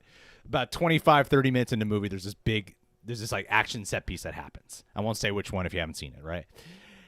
And then this thing happens that's all Tenet-like, and then Olivia goes, "Oh my God, I think I know what the twist is." And then I looked at her and I'm like, I don't even know what's happening right now, and you know what the twist is? Like, You know, an hour or two down the line. you know, like an hour and a half in advance what the twist. I don't even know what's going on screen at the moment. Yep. It's just so confusing. So yeah, I mean, I enjoyed it, and like, there's something to be said about it because, Tenet's a movie that I just couldn't understand. Like, what the hell the movie was really about. And I had to annoyingly have her whisper to me the whole time. And because of social distancing in the theaters, I was so happy because I had to have her explain so much. But after about an hour in, I was like, I'm not going to have her explain anything more to me because I'm sure this is tiresome for her. And This has been a commentary track. every time she's whispering something in my ear, the movie's saying more stuff that she needs to pay attention to communicate to me. I'm like, I'll just ask her when the movie's done. Just ask you to recap the entirety of it Yeah. in the car ride back And then we from watch Anaheim. Then we watch new Rockstar's video, the breakdown that explains it. And then she had to keep pausing and rewinding for me so she could, because I couldn't even keep up with new Rockstar's breakdown of the movie. Damn. I am so excited to not understand this movie. Sean Davis, I don't know who I would want in the movie. I mean, Ryan Gosling's always been my dream guy to work with. The real question. I wouldn't mind getting Johnny Depp for a role. I don't think we'll go for it, but I wouldn't mind getting Johnny Depp. I wouldn't mind attempting to. Who would you want him to play? Do you have a role in mind, even if you can't talk about it? Yeah, there's one character in mind, Okay. and there's a specific one on the live bait story that I wouldn't mind. But honestly, I'm not just saying that because of the whole Justice for Johnny thing. Like, I really. I also want to cast Amber Heard. I'm trying to do it all. Mel Gibson in Try to get there. Mel in there. Let's get Louis C.K. Louis C.K., Christy Elliott. I want to get them all in there. And in the background of every scene, Chappelle's show is playing. That would be mine. Yeah. Oh, yes, sirree. Conjuring 3, I like the new spin. I got a question about Conjuring. I love the new spin on what they're doing with Conjuring 3, of how it kind of has this exorcism of Emily Rose vibe. Yeah. And in my feed, Lawyer Reacts to Exorcism of Emily Rose recently popped up, and I did want to check that out. Check that out. Who would you guys rather date, Jessica Rabbit or Elastigirl? I'd rather date Elastigirl. I'll take Jessica Rabbit because I was going to anyway. I feel like with Elastigirl, you can do more stuff with her. That's true. She does have an extra human power of elasticity. Or I'd just be grossed out the entire time. I think it really hinges on what that looks like in our reality. I think if I morphed into, someone's asking if would you rather date Elastigirl or Jessica Rabbit, Tony Lawrence. I think if I morphed into the animated world, it's like when I was younger and I saw Indian in the cupboard, I used to imagine shrinking down to a tiny little toy boy. Making like a female doll, having her come to life, and in the cupboard, turn it, to come to life, and then, that's my new girlfriend or something. So maybe if I went to the animated world, I would want Elastigirl. In the real life, if there was a woman who was like Elastigirl, I'd probably be just grossed out. That's fair. Yeah. That's absolutely fair. That's just it, man. But you gotta learn to accept her. We gotta look at what the next when we asked about the supernatural conventions. We gotta look at which one it is that Ash sent to us. But most likely we will be. And we usually do them at the beginning. I don't think we missed. Did we miss this month? We missed the beginning of November. Okay, then next month for sure we'll do it. For sure. There were Mandos and things going on. And Daniel, I never remember the name of the guy who recorded, but I'll tell you guys. I'll give you guys a fun story really quick before we continue the super chats. We got some super chats to go through. I didn't mention this in the video, but if you guys saw my video where I proposed to Olivia, I was actually waiting for. At one point, you can ask her. I was telling her like, man, I wish people would just leave, because at first when we first got to the top of the hill and the ocean view, there was like 4 other people there, and I thought to myself, okay, eventually they're gonna leave, right? Because we just got here, so they have to leave, and we didn't see anyone behind us on this trail, and I was just waiting it out, waiting to be alone, and then more people just showed up, and it was getting to the point where like we gotta head back. It's gonna get pitch black soon, so we gotta head back. And then I realized I got no choice but to do this in front of people, so I might as well try to like get someone to take a photo. And I went up to this group though. A fox showed up. It was gorgeous. A fox showed up, and everyone was just around it. And Olivia loves the fox. I mean, she's a major animal lover, and B, she's recently played Ghost of Tsushima. And she, fox means good luck or something like that, right? What does the fox? So then she Greg casually tells a plot of Weird Side. It's true. So then there's this group of people, and then I went up to a guy far away because I knew I needed to whisper to him, "Can you take a video?" I needed someone far away where Olivia couldn't hear me. Excuse me, sir. So I went up to him and I was like, "Hey man, do you think you could take a photo first?" He's like, "Yeah, sure." And then I whispered, "Can you actually record? I'm about to propose to her." And then he looked up at me. He's like, "Huh?" Like, wide eye. I would pay to have seen that reaction. And then I said, "You're my new best friend." So he was so nervous. So if you actually listen, if you have headphones on and you watch that video, you could hear him telling his friends, "Cállate, cállate, be quiet, be quiet," because they had no idea. That's awesome. That's a wonderful story. So, that truly is. That guy, whoever you are, I hope one day you're like, "Oh my God, I hope one day he comes across that footage and goes, "I recorded that." Yeah. That's me. Yeah. I deserve some profits. Those guys obviously don't know who the hell I was, but that would be funny. Heroes Fan Productions, thanks for being here. Yeah. Some Talk Millionaire of the Dark Knight. Well, it's a real Sophie's Put choice. the two together, buddy. There you go. That August MD. That's what we got to do. All right, heading back over to the super chats. Man, we got some that came in. We got a lot. We got to honor some super chats. Oh my goodness gracious me! You guys are so generous. Peter really Pacheco. There that. we go. Thank you. All right, Ethan Holgate is next. I really appreciate it. Thank you guys. Love that means you a guys. lot. Thank you for making our holiday weekend extra nice. It's always followed by. Some people did think it was John recording. They just assumed it was John. Even though I have a text always at the beginning. with them. Yeah, always. Never not with us. They just fold me up at night and they unplug me and they just He's let me the Dupree, and you, me, and Dupree apparently. Like usually when we're done doing our YouTube and Patreon stuff, John leaves. It's plain and simple. And no, I leave, but then I just sit outside on the porch. When can I come back? When can I come back inside? It's cold out. It's winter now. No, whenever we refresh the super chats and we're like, "Oh my God, there's so many we haven't done." It's also followed by like insincere gratitude that you guys would share your support that way. Seriously, it means a lot. Ethan Holgate I had to congrat on your I get what you're trying to say. On your engagement, Greg. Love the heart. Oh man, I can't say this. Ethan Holgate. Constantly see you here on our super chats. You're a big supporter of the channel, and I really appreciate that, dude. Seriously, thank you. Much love. Chill Level TV. Favorite live action big budget Disney film? Oh my God, Pirates of the Caribbean: The Curse of the Black Pearl. Oh boy, that's Easily. hard to beat. That is HARD to beat. It's never gotten better. I mean, some might say Jungle Book, but no, Pirates of the Caribbean. Yeah. Wow. Do you guys remember when? Who was around? I mean, That was a to moment. follow the box office of when that came out. I didn't watch that movie till I think the 5th week it was out. Yeah. And it was still #1 at the box office. And I was mesmerized. Yeah. Like, it's one of those films you've been hearing about for weeks now. And you go watch it, and you're like, wow, that really is an amazing movie. Well, and that movie, I think, that's at least the first 3, I think, were at a critical flashpoint in film technology where we didn't have quite enough CG to undertake a movie like that without assuming that we're going to build a lot of stuff. Yes. So, like, those first 3 movies do have the production values of, like, a true Hollywood epic Absolutely. film. And, yeah, for those reasons alone, and, yeah, especially the first one, I would say it's really hard to beat.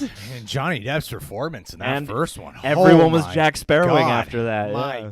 God. Took the world by storm. He was so hilarious in that film, man. The glory So fun- days. So fucking The funny. pinnacle of the glory days. I'm hoping he has enough residuals to live off of for a Oh, while. he'll be all right. I'm sure of it. I mean, are those movies on? Are they on Disney Plus? I don't know if they're on Disney Plus or not. I gotta imagine they are, but I don't know. I would be. I guess I wouldn't be 100% surprised if they weren't, but I would be surprised. Well, let me ask you guys in the comments. What's your favorite live-action Disney movie? Tell us. Tomorrowland. Tell us. Christina, right back at you. Thank you, Christina. It means a lot. Wait. That's really nice. Thank you. 2 thumbs up to you, Thank you, Christina. Manuel Fernandez. Manuel, all right. John, take it away. Hey guys, I'm taking a class on the films of Alejandro Iñárritu, Alfonso Cuarón, and Guillermo del Toro, who, funny enough, came up all 3 at Thanksgiving dinner last night. How would you rank them as directors and why? Ooh. I guess I would rank them in 2 different fashions. I would rank them separately for my enjoyment overall, and I guess in that respect I would go Del Toro, Cuarón, Iñárritu. We might as well have spoken at the exact same time. All right. You want to do the next part just simultaneously? I really that is my order too. Yeah. In terms of skill, I feel like Iñárritu really pushes to do difficult stuff, so I might on the technical end have to bump him up because Guillermo del Toro can get a little lost in his romantic aspirations and whatnot. I think Alfonso Cuarón though is perfectly right in the center of them. Oh man, but someone mentioned Sky High off a favorite Disney movie. That's a great one. Oh, underrated. I still gotta see underrated. that. There should be a TV show. Huh? Okay, but in regards to this question, I actually might bump Del Toro. I might put Del Toro second. I would probably say Cuarón. Okay. Cuarón did Children of Men, Yeah. and honestly, it's one of the greatest fucking movies of all time. That's fair. Absolutely and, my favorite Del Toro movie is Pan's Labyrinth. fair. Mm-hmm.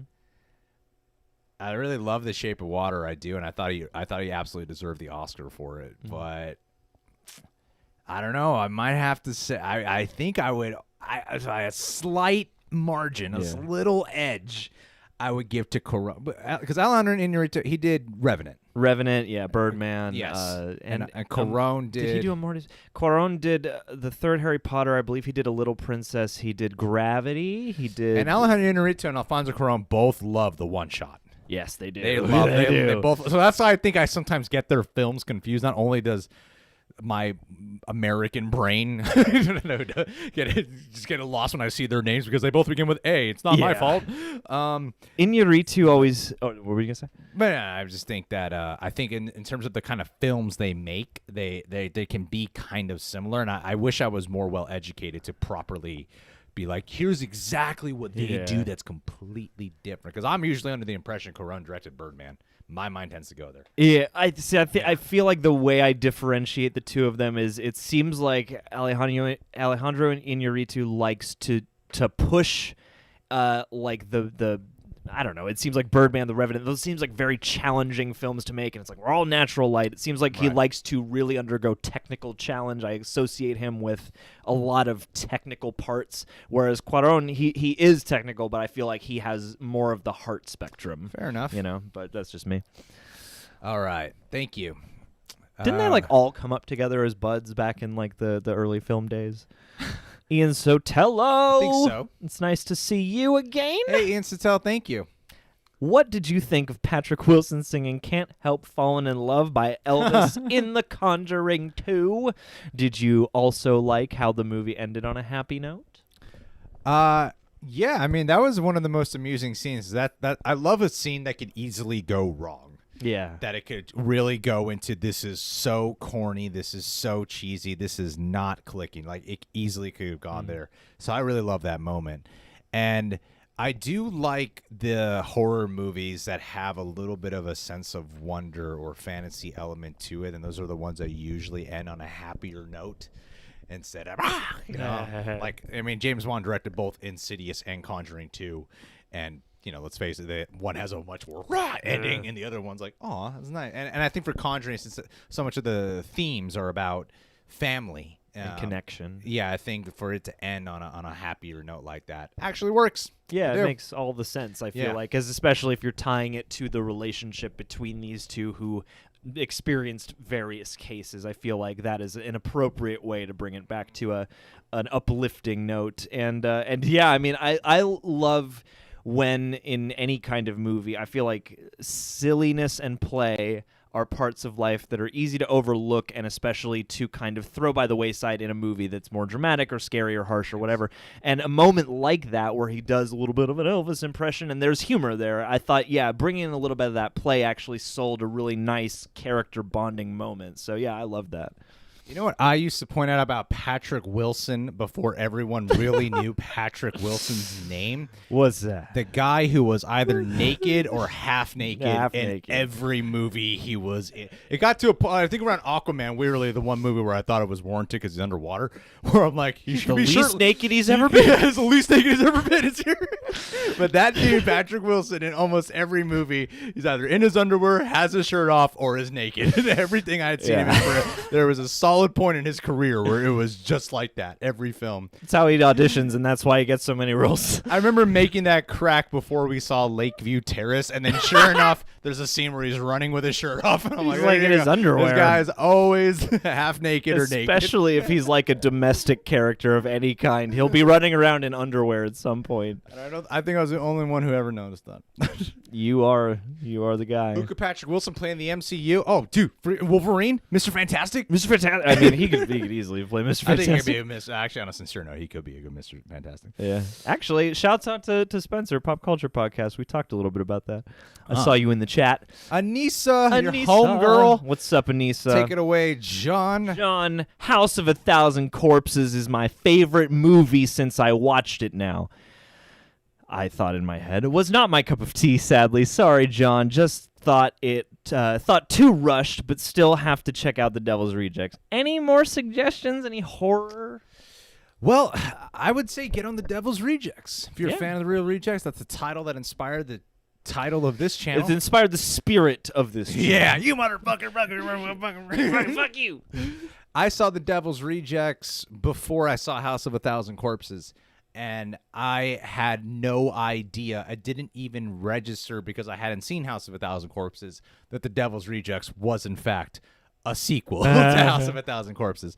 And The Devil's Rejects is really done in a way where you don't have to see House of a Thousand Corpses because not only does it give you a refresher on who the family is, but it also is just captured completely different. It like the first one is a little bit more of that campy in your face kind of vibe, and the Devil's Rejects is a lot more gritty, handheld, raw, desert, very 70s sweat, like dust. It's a very icky, grim, and I think Devil's Rejects is easily Rob Zombie's best movie, and I think that's actually worth watching. Just to see, even if you don't like House of a Thousand Corpses, it might be an improvement. It might be like, well, because I way prefer it over House of a Thousand, and I think you might. I would go check that out.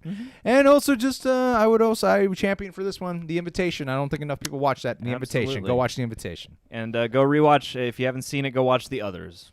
I'm in a gothic mood right now. Go watch The Others. The Others it's is a great good movie. one. Good job, John. And actually, it's also based on The Turn of the Screw, which Haunting of Bly Manor was. So, relevance. Which one is better?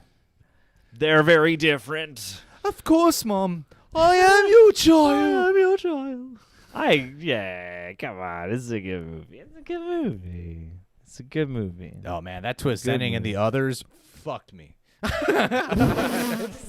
It's the only, Spread my cheeks. Sorry for the language. That is the Watch Identity. That John one Cusack. really. That one really like did a number on me. Oh yeah. Watch Green Room. I'm just gonna keep shouting things out until we Please. read Derek Mitchell's. Derek Mitchell. Derek. Favorite. Oh, do you want to take it? Yeah. What is your favorite Leo DiCaprio performance? That's the only thing I do for DiCaprio. Yeah, It's like a squid cock, right here. The squint. So it's just like his little head turn. DiCaprio's just like, what if you can go into a dream? That's I'm loving this. Oh, that's watch his movies. That's what he always does. When he's like serious intense, like Wolf of Wall Street, he's not like that. No. But when it's like serious intense, I think when the movies when he doesn't really know what the film's about. Well, like in DiCaprio fucking. My favorite performance of him is The Departed. That's my favorite. Like his question is favorite DiCaprio performance. And I'd probably be Blood Diamond with Inception at a very close second. It's Departed, and I mean for you it's probably Django. I'm assuming. Yeah, I'm trying to think of what my runner-up would be. Yeah, it's definitely Departed for me. That's a terrific performance. Because I like DiCaprio a lot, and then he came out in Gangs in New York, but let's face it, everyone was talking about Daniel Day-Lewis. He did Aviator, and for some reason, that was one of those weird roles for me with DiCaprio where I'm like, I can tell he's giving it his all. And I feel like he's doing a really damn good job. Yeah. But for some reason, I still just see Leonardo DiCaprio, and I don't see Howard Hughes. He was trying to break the man barrier at that moment. Yeah. And Blood Diamond and Departed came out in the same year, and like the 1-2 punch of those movies was like, fuck, this guy's a man now. Yeah. He ain't Pretty Boy DiCaprio anymore. Yeah. This guy's a man. And Departed was the one that did it. But like that, yeah, but even that he does is like his DiCaprio quirks. He's like hyper paranoid. Yeah. Super intense guys. I really like him in Shutter Island, which is also a hyper paranoid, intense guy. But I mean, not that it's the argue. I don't think a lot of people would choose it, but I think back on that movie a lot, and I really think he anchors it really, really nicely. Yes. And there is a lot of. It's weird. It's like that's one of I think Martin Scorsese's more like fun and wild films because it's borrowing so much from like. The 50s tradition of horror. But I really love the way he anchors that movie. And when it descends into the harshest and most affecting parts, like, it is pretty heavy. And I loved his contribution to that. And sentimentally, Catch Me If You Can. I would agree with the sentimental part there. But I also do think that Wolf of Wall Street is his bravest performance. Oh yeah, I was thinking about that too. Yeah. That's a pretty surprising role, honestly. Like he goes all out with just.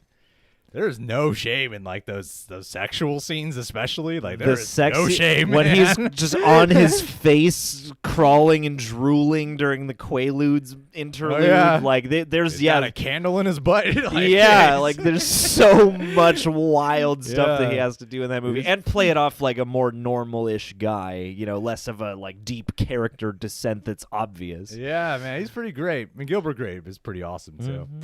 But thanks, Derek Mitchell. I mean, for a phone one, Victor 93. Thank you, Victor 93. Yeah, there's a lot of love for DiCaprio in here, and I only saw one comment that said, "I haven't seen Basketball Diaries, Justin, but I only seen one comment that said, what they say, that he plays the same character in every movie, and I don't agree with that. I don't feel like he's the best at transforming his voice or body language necessarily, but I wouldn't say he plays the same character. Like when actors like Christian Bale and Day-Lewis really rose to fame, they really changed the game for what it means to play different characters. Yeah, because like now fully disappear. Yeah, you have to transform like a motherfucker. Yeah. But I don't think he plays the same. I think he does have differences. They're just not as apparent or obvious in the ways of like when Christian Bale would do it, or Gary Oldman changes, or Tom Hardy. I want to remake Face Off with him and Tom Cruise. Yeah, DiCaprio. I think Tom they should do Cruise. Dwayne Johnson and Kevin Hart. That would be great. That would be good. Victor 93. Thank you, Victor. Have you guys seen any Swedish movies? Isn't Let the Right One I In? think that's a Swedish Let the movie. Right One In is one of my favorite horror movie. I'd say that it's a gothic horror movie. It's one of my favorite horror movies, and easily my favorite vampire movie. So I would say Let the Right One In. I've seen that one, and that's probably the only one I've seen. So yeah. I think Troll Hunt.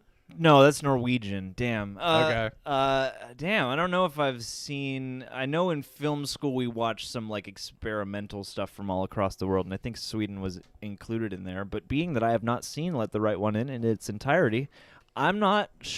I couldn't say for certain. I feel like I have. I feel like I've probably seen some foreign horror from there, but at the same time, every example I come to, I'm like, no, that's Dutch and that's Austria. Oh, yeah, like yeah. all these different areas that are like kind of nearby, but not so. But I'm definitely gonna Google some great ones after this stream. Actually, Anissa, you asked us earlier in this stream, can you recommend some horror movies? Let the Right One In. Do that. It's not that scary. I'm not going to be like it's a terrifying film, but it's a damn good movie. And if anyone in this stream has seen Let the Right One In, I hope you can leave down a quick thought here about what you thought of it, because Leave some love. that is a beautiful film. Oh, Yash, sorry, Mandy, hell yeah. Who's next? Niraj? Niraj, buddy. Yeah, Niraj, you're the lucky son of a bitch who got a shout out in the Mandalorian reaction that's going up manana. Movies you feel would have been in a TV series that would make a really good movie?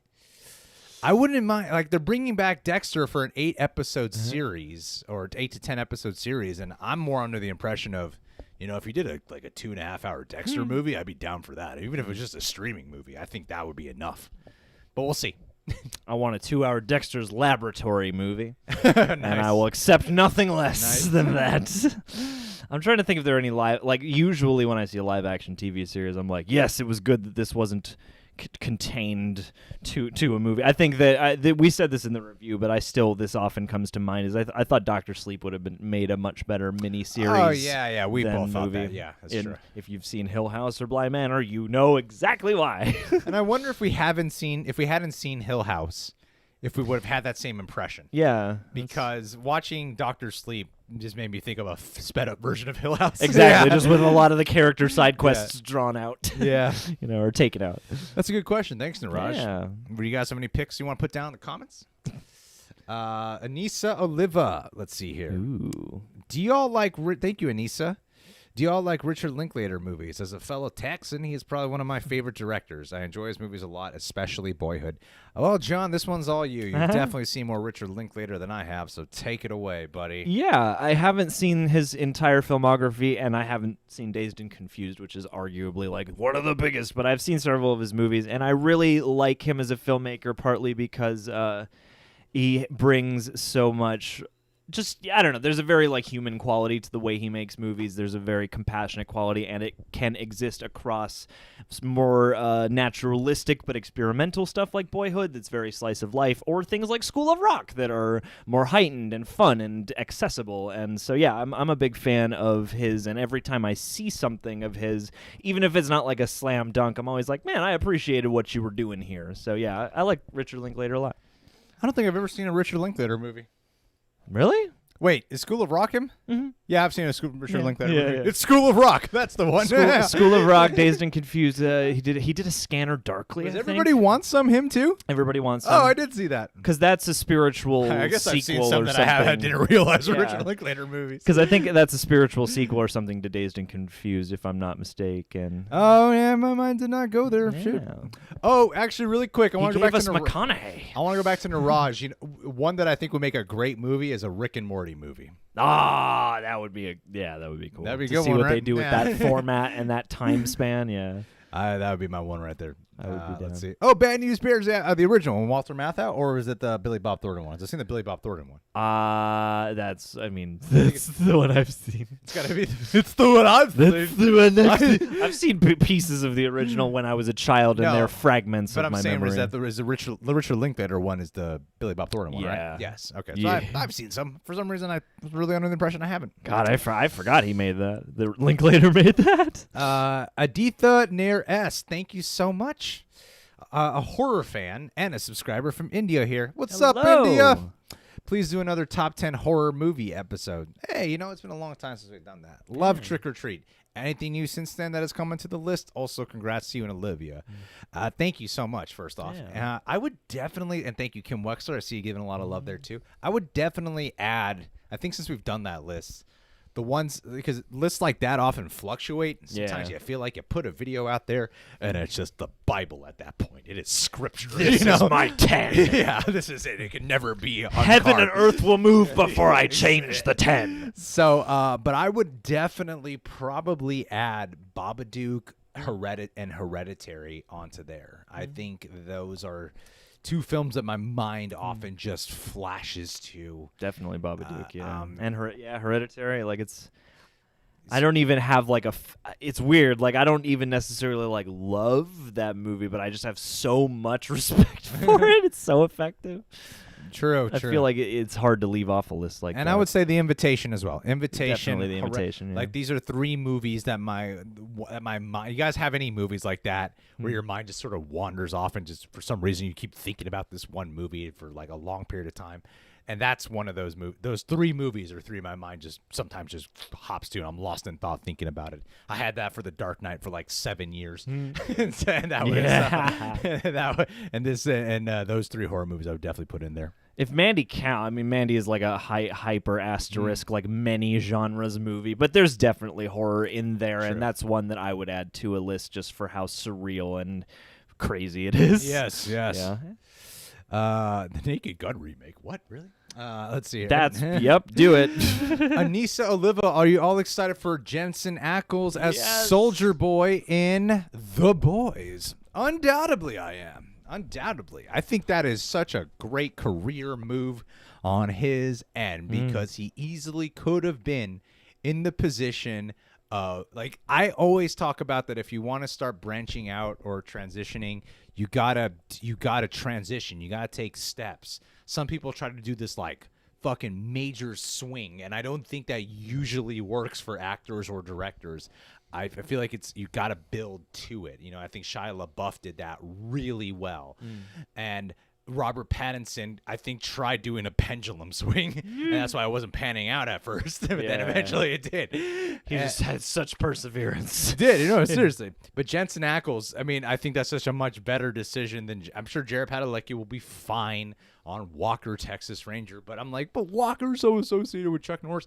But anyway, but I think that in terms of if you want to talk about who made the better, who's got the next better opportunity set up in terms of advancing their career more, between Jensen Ackles and Jared Padalecki, Jensen Ackles for sure is Soldier Boy. Like that's a perfect transition. I don't know much about the Soldier Boy character, but I'm under the impression he'll be able to pull this character off really well. Well, that seems like it opens the door for any number of media beyond it, even if he doesn't spend a ton of time on the show, because they could kill anybody at any moment. But yeah, it does seem like that move. I mean, it's a big move to be the star of a network series or whatever, but especially right now, it seems like Jensen Ackles, after doing a season of The Boys, could go do movies. He could go do whatever. He can do whatever. He's got residuals for life now. Yeah. He's got that CW He's got money. He's 15 got that seasons Amazon of money. residuals. Yeah, He's it's got like, 15 seasons, man. Yeah. And I would hope, like, I honestly, I had a lot of fun with him in My Bloody Valentine 3D, so I hope he comes back to the big screen. I mean, let's see how Jared Padalecki does. For some reason, I'm so confident in Jensen Ackles pulling off the Soldier Boy and the Boys that I'm wondering.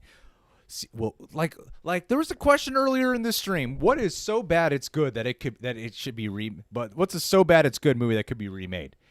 And I'm kind of having that nervous feeling with Walker, Texas Ranger. Because that is kind of a show that has some really terrible moments that it often ventures on.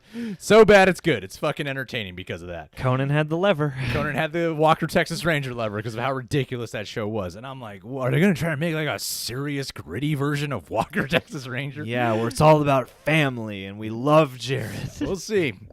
Okay. I'm rooting for him. I hope it's good. But thank you, Anissa. Lewis. Thank you, Lewis. Hey, LA Lakers 2020 champion. Welcome to the chat. Peter Anglin and Kevin Shepard and Yara Servasa, Kim Wexler. I'm seeing all you guys here. Thank you. Lewis, now we've had all your favorites, so what are your absolute worsts? Just films that repulse you in every way. There's nothing justifiable. For me, it's Marquis, 1989, an evil film. Avoid. What is evil film? No, what's the category that we're talking about here? Refresh my memory. So we're doing absolute worst films? Is it worst films or something more specific? Let me find him. Lewis was in here earlier, right? Yeah. Let me find him. I'll find him, guys. Don't worry. I've gone too far. I've gone too far. It's okay. You got this. You're going to do it. You're doing so good. I guess that was the only time Lewis was here. We can word search for favorite. Nah, we're good. All right. Now all your favorites. What are just films that repulse you in every way? Worst movies that repulse me in every way. I haven't seen the Human Centipede. I wanted to I put it on and then I was like 20 minutes in and before anything happened. I was like, can't do it. my mind would not let me go there. My mind was like, fair. I just don't want to experience this. I'm not gonna do this. I'm gonna feel sick. I'm not gonna get out of my head. I know my mind, and my mind will not be able to get that image out of my head.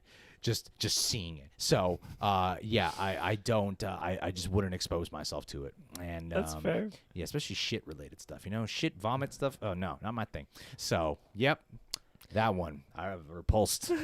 Repulsed with something I haven't even seen. Hey, that's the one to me. But for some reason, the Old Boy ending is the one that. Oh, have you seen Old Boy? I have not. The ending to Old Boy that did a number on me. I could not believe what I was watching. That fucked me up. I'm really excited to check it out. I've heard it's in extreme. See, Shepard with no detail. Kevin and the Shepard in the chat is talking about Tusk, and Tusk is nowhere near as disturbing as I think people might have thought it to be. It's gross, it's icky, but it's also kind of funny. Have you seen Tusk? Yeah. Tusk, I think, is actually to me. I actually love that movie. I think it's blast. Twisted, but it's like there is an element where you're like, yeah, this is a very, very dark comedy. It's ridiculous. Yeah, exactly. And it's Kevin Smithy in a way that Red State isn't as much. Yeah. I'm trying to think of a movie that someone said "Jingle All the Way." That is, the behavior of these two dads. But no, I'm trying to think. Because it was something that I haven't had to turn anything off because I was so repulsed. Watching Human Centipede 2 was the last time I remember physically, actually, involuntarily being like, I'm going to watch this kind of through fingers right now. But I like that movie. I have a copy of a Serbian film, uncut to some degree, that I pass it, I see it, and every once in a while I go, one day, but not today. And so I guess in theory, because that movie still exists in this bubble where I know that the thing about the first Human Centipede is that movie really, really plays on your expectation and the second Human Centipede is what you think the first one is. Right. And so the Serbian film has this quality where I'm like, that sounds even worse than this. So it's the last movie I can think of right now, except for maybe the original uncut Cannibal Holocaust, where I would be like, I don't know if I can make it through this, you know. But in terms of like movies that it's usually not something gross or distasteful. It's like like those parody movies that have like no writing in them and are just like, look at this reference and that reference. I kind of hate those on principle, just because, you know, it's like you could bother to write 5 not clever, but at least you tried jokes, or we could just do this for 90 minutes and waste a bunch of time and money. So like those things upset me more. I think the most recent new release in the last few years that really I hated, the most recent one would probably have to be Red Sparrow. I did not like that. That one gave me a like, I find this movie really repulsive. Yeah. I don't like the way this movie handled itself at all. But thank you, Lewis, for the question. Yeah. Agoraphobic fanboy. Just wanted to congratulate Greg on Old Time Radio and his engagement. So happy and excited, wishing him the best. Well, thank you, Agoraphobic fanboy. It's been a while since I've heard your name in here. Thank you. I really appreciate that. It means a lot. It's going to be a long time coming. And there's actually, what's funny is I actually have another film I wrote that's way further along, and I already signed a contract with a studio, and I haven't even made a video about that. Dude, get ready for a film announcement every 2 months. That one's like way further along, and all we are is just in the casting process now. So I'm just so more waiting. The day I'm on set for that, I'll just be like, "Hey, look, this is happening," you know. But that's I didn't have. I was trying to keep that one video, that Old Time Radio one, just focused on that. Yeah. So I didn't want to mention that one. But thank you, agoraphobic fanboy. Yeah, Cornell Wilson, gentlemen, really big fan. Do you think Ben Affleck's Batman should have a rounded off story in movies or an HBO Max series? I personally thought he was amazing and deserves a proper story arc as good as Batman. TAS. Yes, I do think that Ben Affleck, I think at this point, just because there's already going to be the Batman with Robert Pattinson, I feel like if you wanted to continue the Ben Affleck Batman, it would be better on HBO Max, just so we don't get too confused. I don't know. This kind of seems like overdoing it if you have like 2 running Batman franchises in the cinemas. I think if you have one in the theaters and one on HBO Max, so you get 2 very different versions, undoubtedly, I think that would be pretty cool. Because I feel like the Matt Reeves, because originally when Matt Reeves was doing the Batman, wasn't Ben Affleck originally like attached for a while to still do it? I think so. Like he stepped down from the directing duties, but he it. hadn't officially signed away from doing Batman. So and then they obviously went in a wildly different direction, and I kind of feel like Ben Affleck's Batman would be better for it, and especially because the Snyder Cut's going there now. So like having the home for that universe to continue existing, I feel like Ben Affleck's Batman would probably be better for that. Absolutely. Like, in terms of like cinemas and one for a show. Yeah. Yeah. I mean, but then again, 2 Batmans. You can't really bitch about that, am I right? It's Batman. It's hard to bitch about that, and especially with Gotham PD having trouble now, it would be nice to have like something just to look forward to. I mean, like, I could take it or leave it personally, and for me, I think it'll depend on how much I like the Snyder Cut of Justice League, because I mean, his character, like, I liked him fine in BVS, and I think his character as it came out in the theatrical cut of Justice League is different.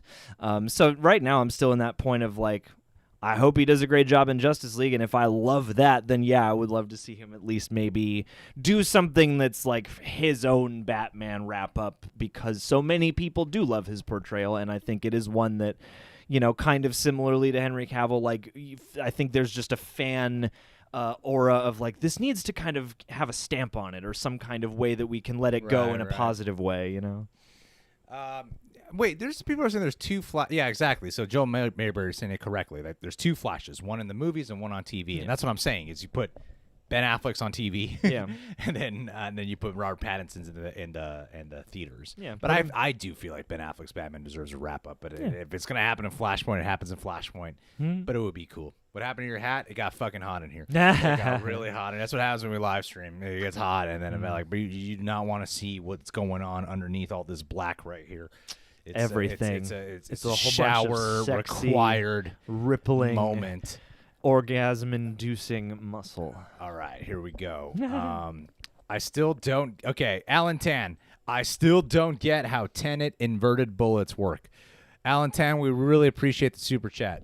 John and I are not the ones to explain this to you because I honestly don't get it either. Google it. But it was cool to look at. It was cool in the trailers. It was cool, man. It's neat. Let's see here. Mark Tholomew Mark Leash, thanks again, buddy, for being here.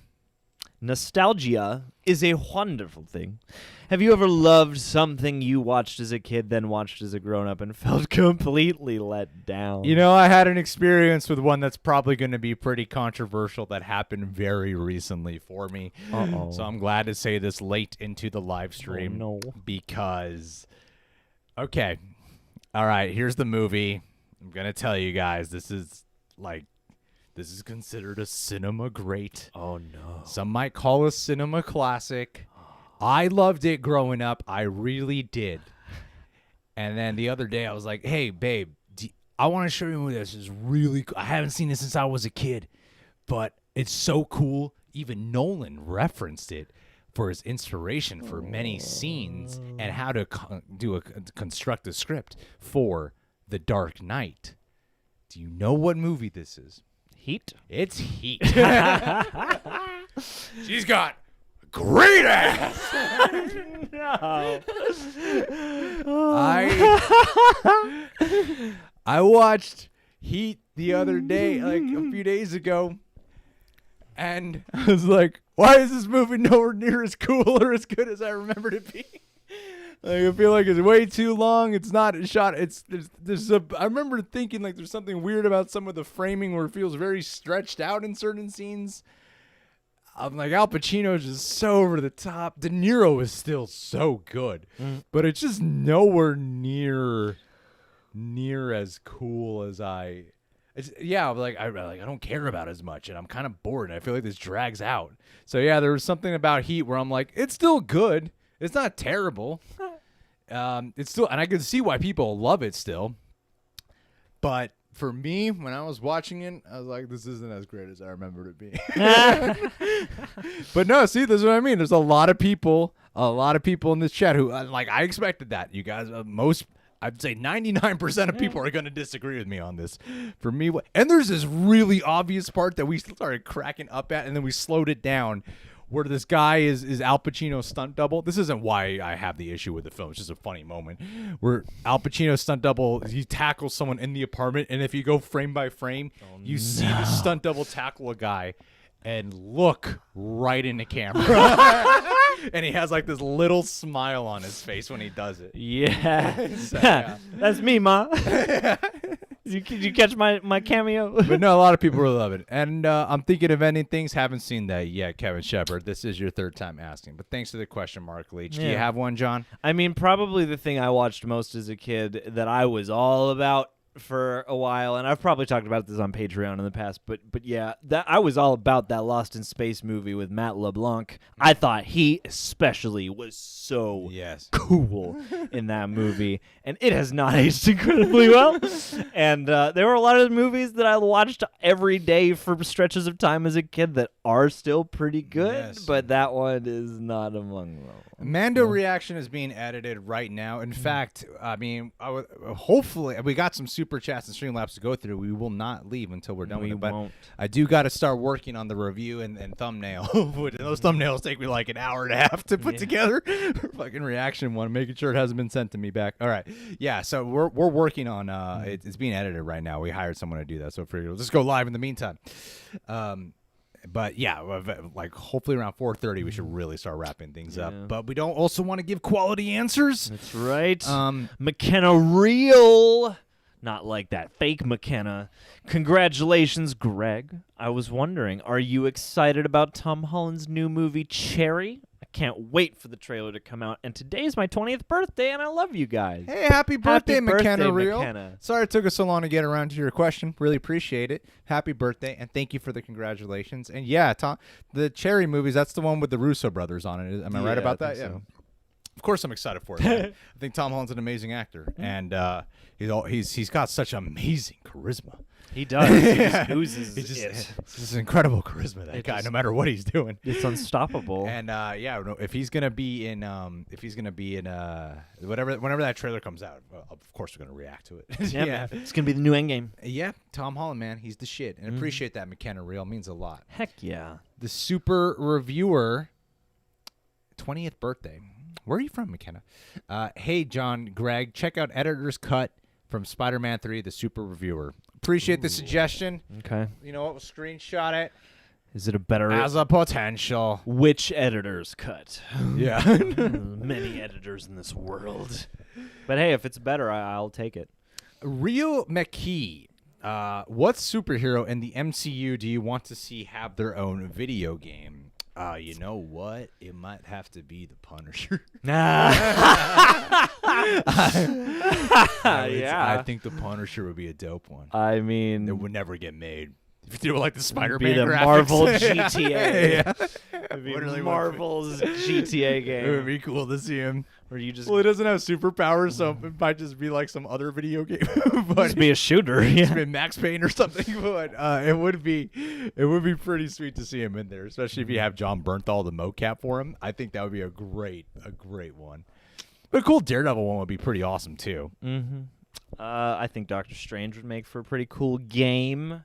I want a lifestyle and cooking game with Daryl, Thor's roommate. Yeah.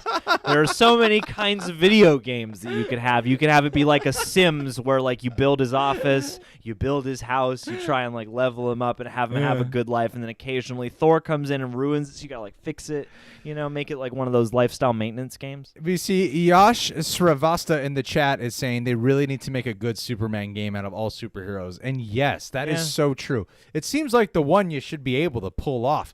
But they just don't seem to be able to do it, Seems like the flagship superhero deserves his own great game. Yeah, I think, but a Guardians of the Galaxy movie might be fun. I don't know. I think the more the singular focus ones are better. Like someone suggested, I'm sorry, I'm not catching your comment right now. Someone just suggested Iron Man right now.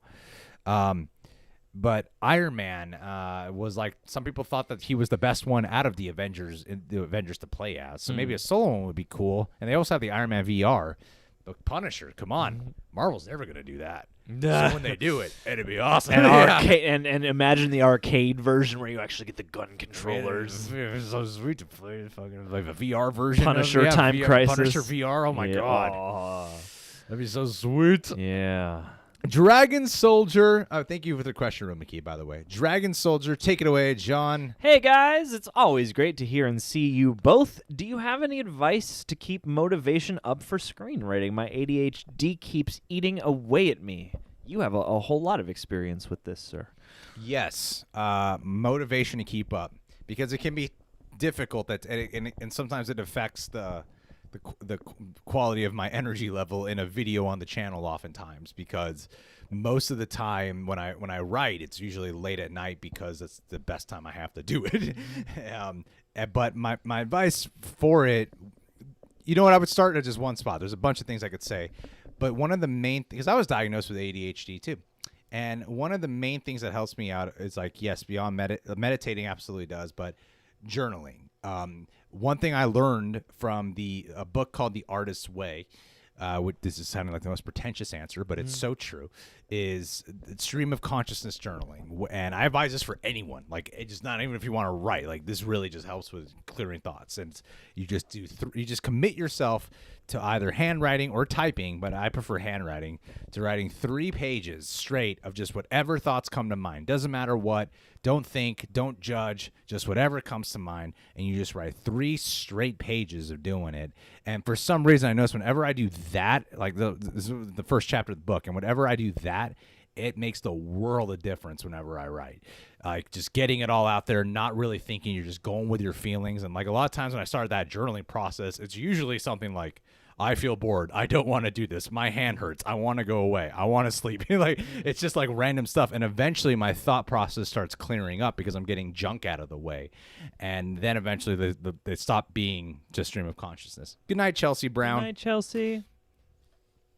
So yeah, that's my main advice. Yeah, that's great advice. Actually, no, I mean, in general, those morning pages or whenever you do them, those stream of consciousness pages are very helpful, I think, for a lot of things. Absolutely. Yeah. Smack gaming. Woo! Top 3 Scorsese movies, and shout out from the Air Force in New Mexico. Whoa, what the fuck? What's up, dude? Hope everyone. Thanks that's for all great. that you do. Hope everyone enjoyed a very weird Thanksgiving. It was a weird one indeed. Let's see here. Top 3 Scorsese movies. I mean, Goodfellas, Departed, and I would have to probably say Cape Fear. Those are my three favorite Scorsese films. Yeah. Those are the ones I can rewatch the most and just have a ball when I'm watching them. Okay. Yeah. There's probably a fair amount of crossover. I would say, yeah. The one different, I would say, Goodfellas, Shutter Island for me. And probably Cape Fear is so great. And like Cape Fear I always associate with you too. So like from like back in the day when we made a Cape Fear parody that's lost on an iPod somewhere. Damn, that was a good one. Yeah.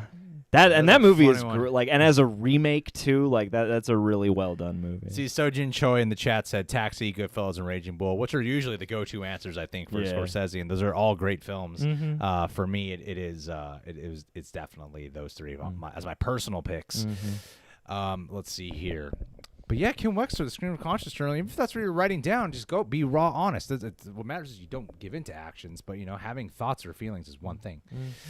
Anissa, have y'all ever heard of Cinema Rules? It's a fairly new channel on the tube, but they remind me of y'all, but British. Check them out. Perhaps one day we will. Thank you, Anissa. Or perhaps we will destroy screenshot them. Here. Yeah.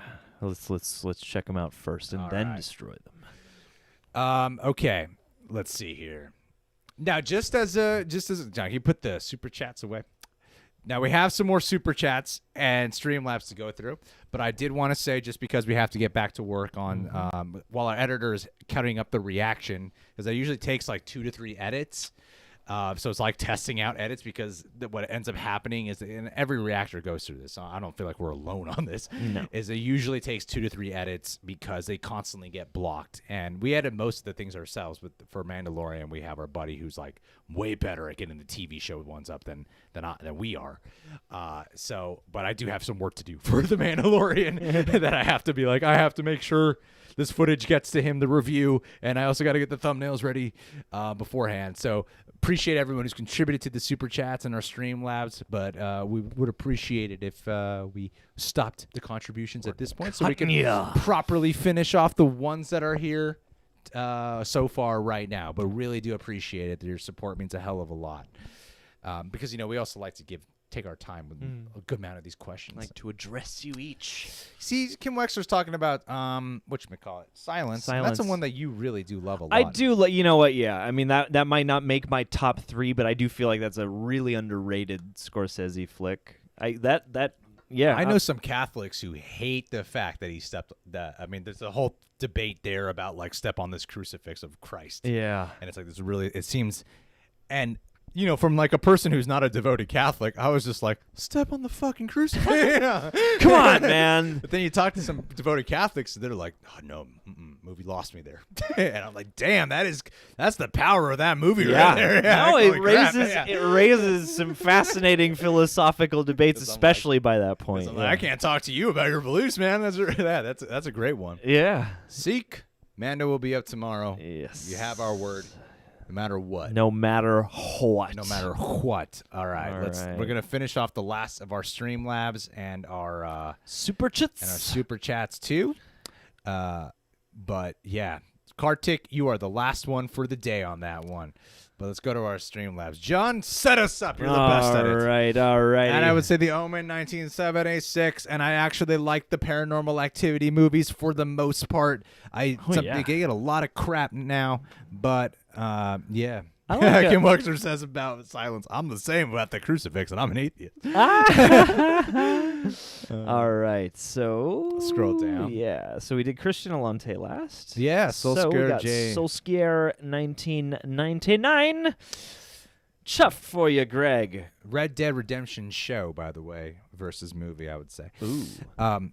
Soulscare J. Thank you, Soulscare. Chuff for you, Greg.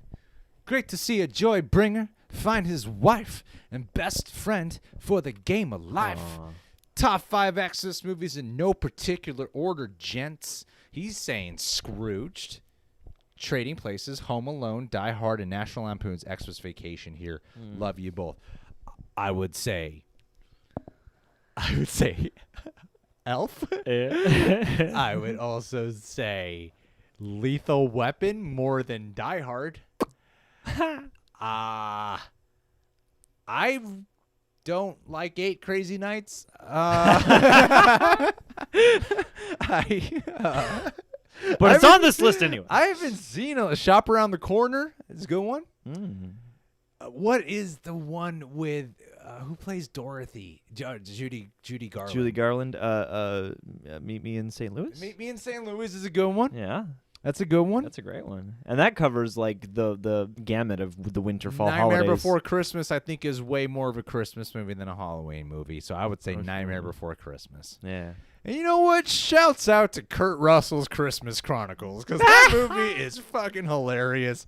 I don't care what anyone says. Hey. All right, got a sequel for a reason, because critics might hate it. It's a funny-ass movie. I don't care. And I've heard the sequel is bonkers. Night Before is a pretty underrated Christmas movie. I got to give it to you. I did like The Night Before.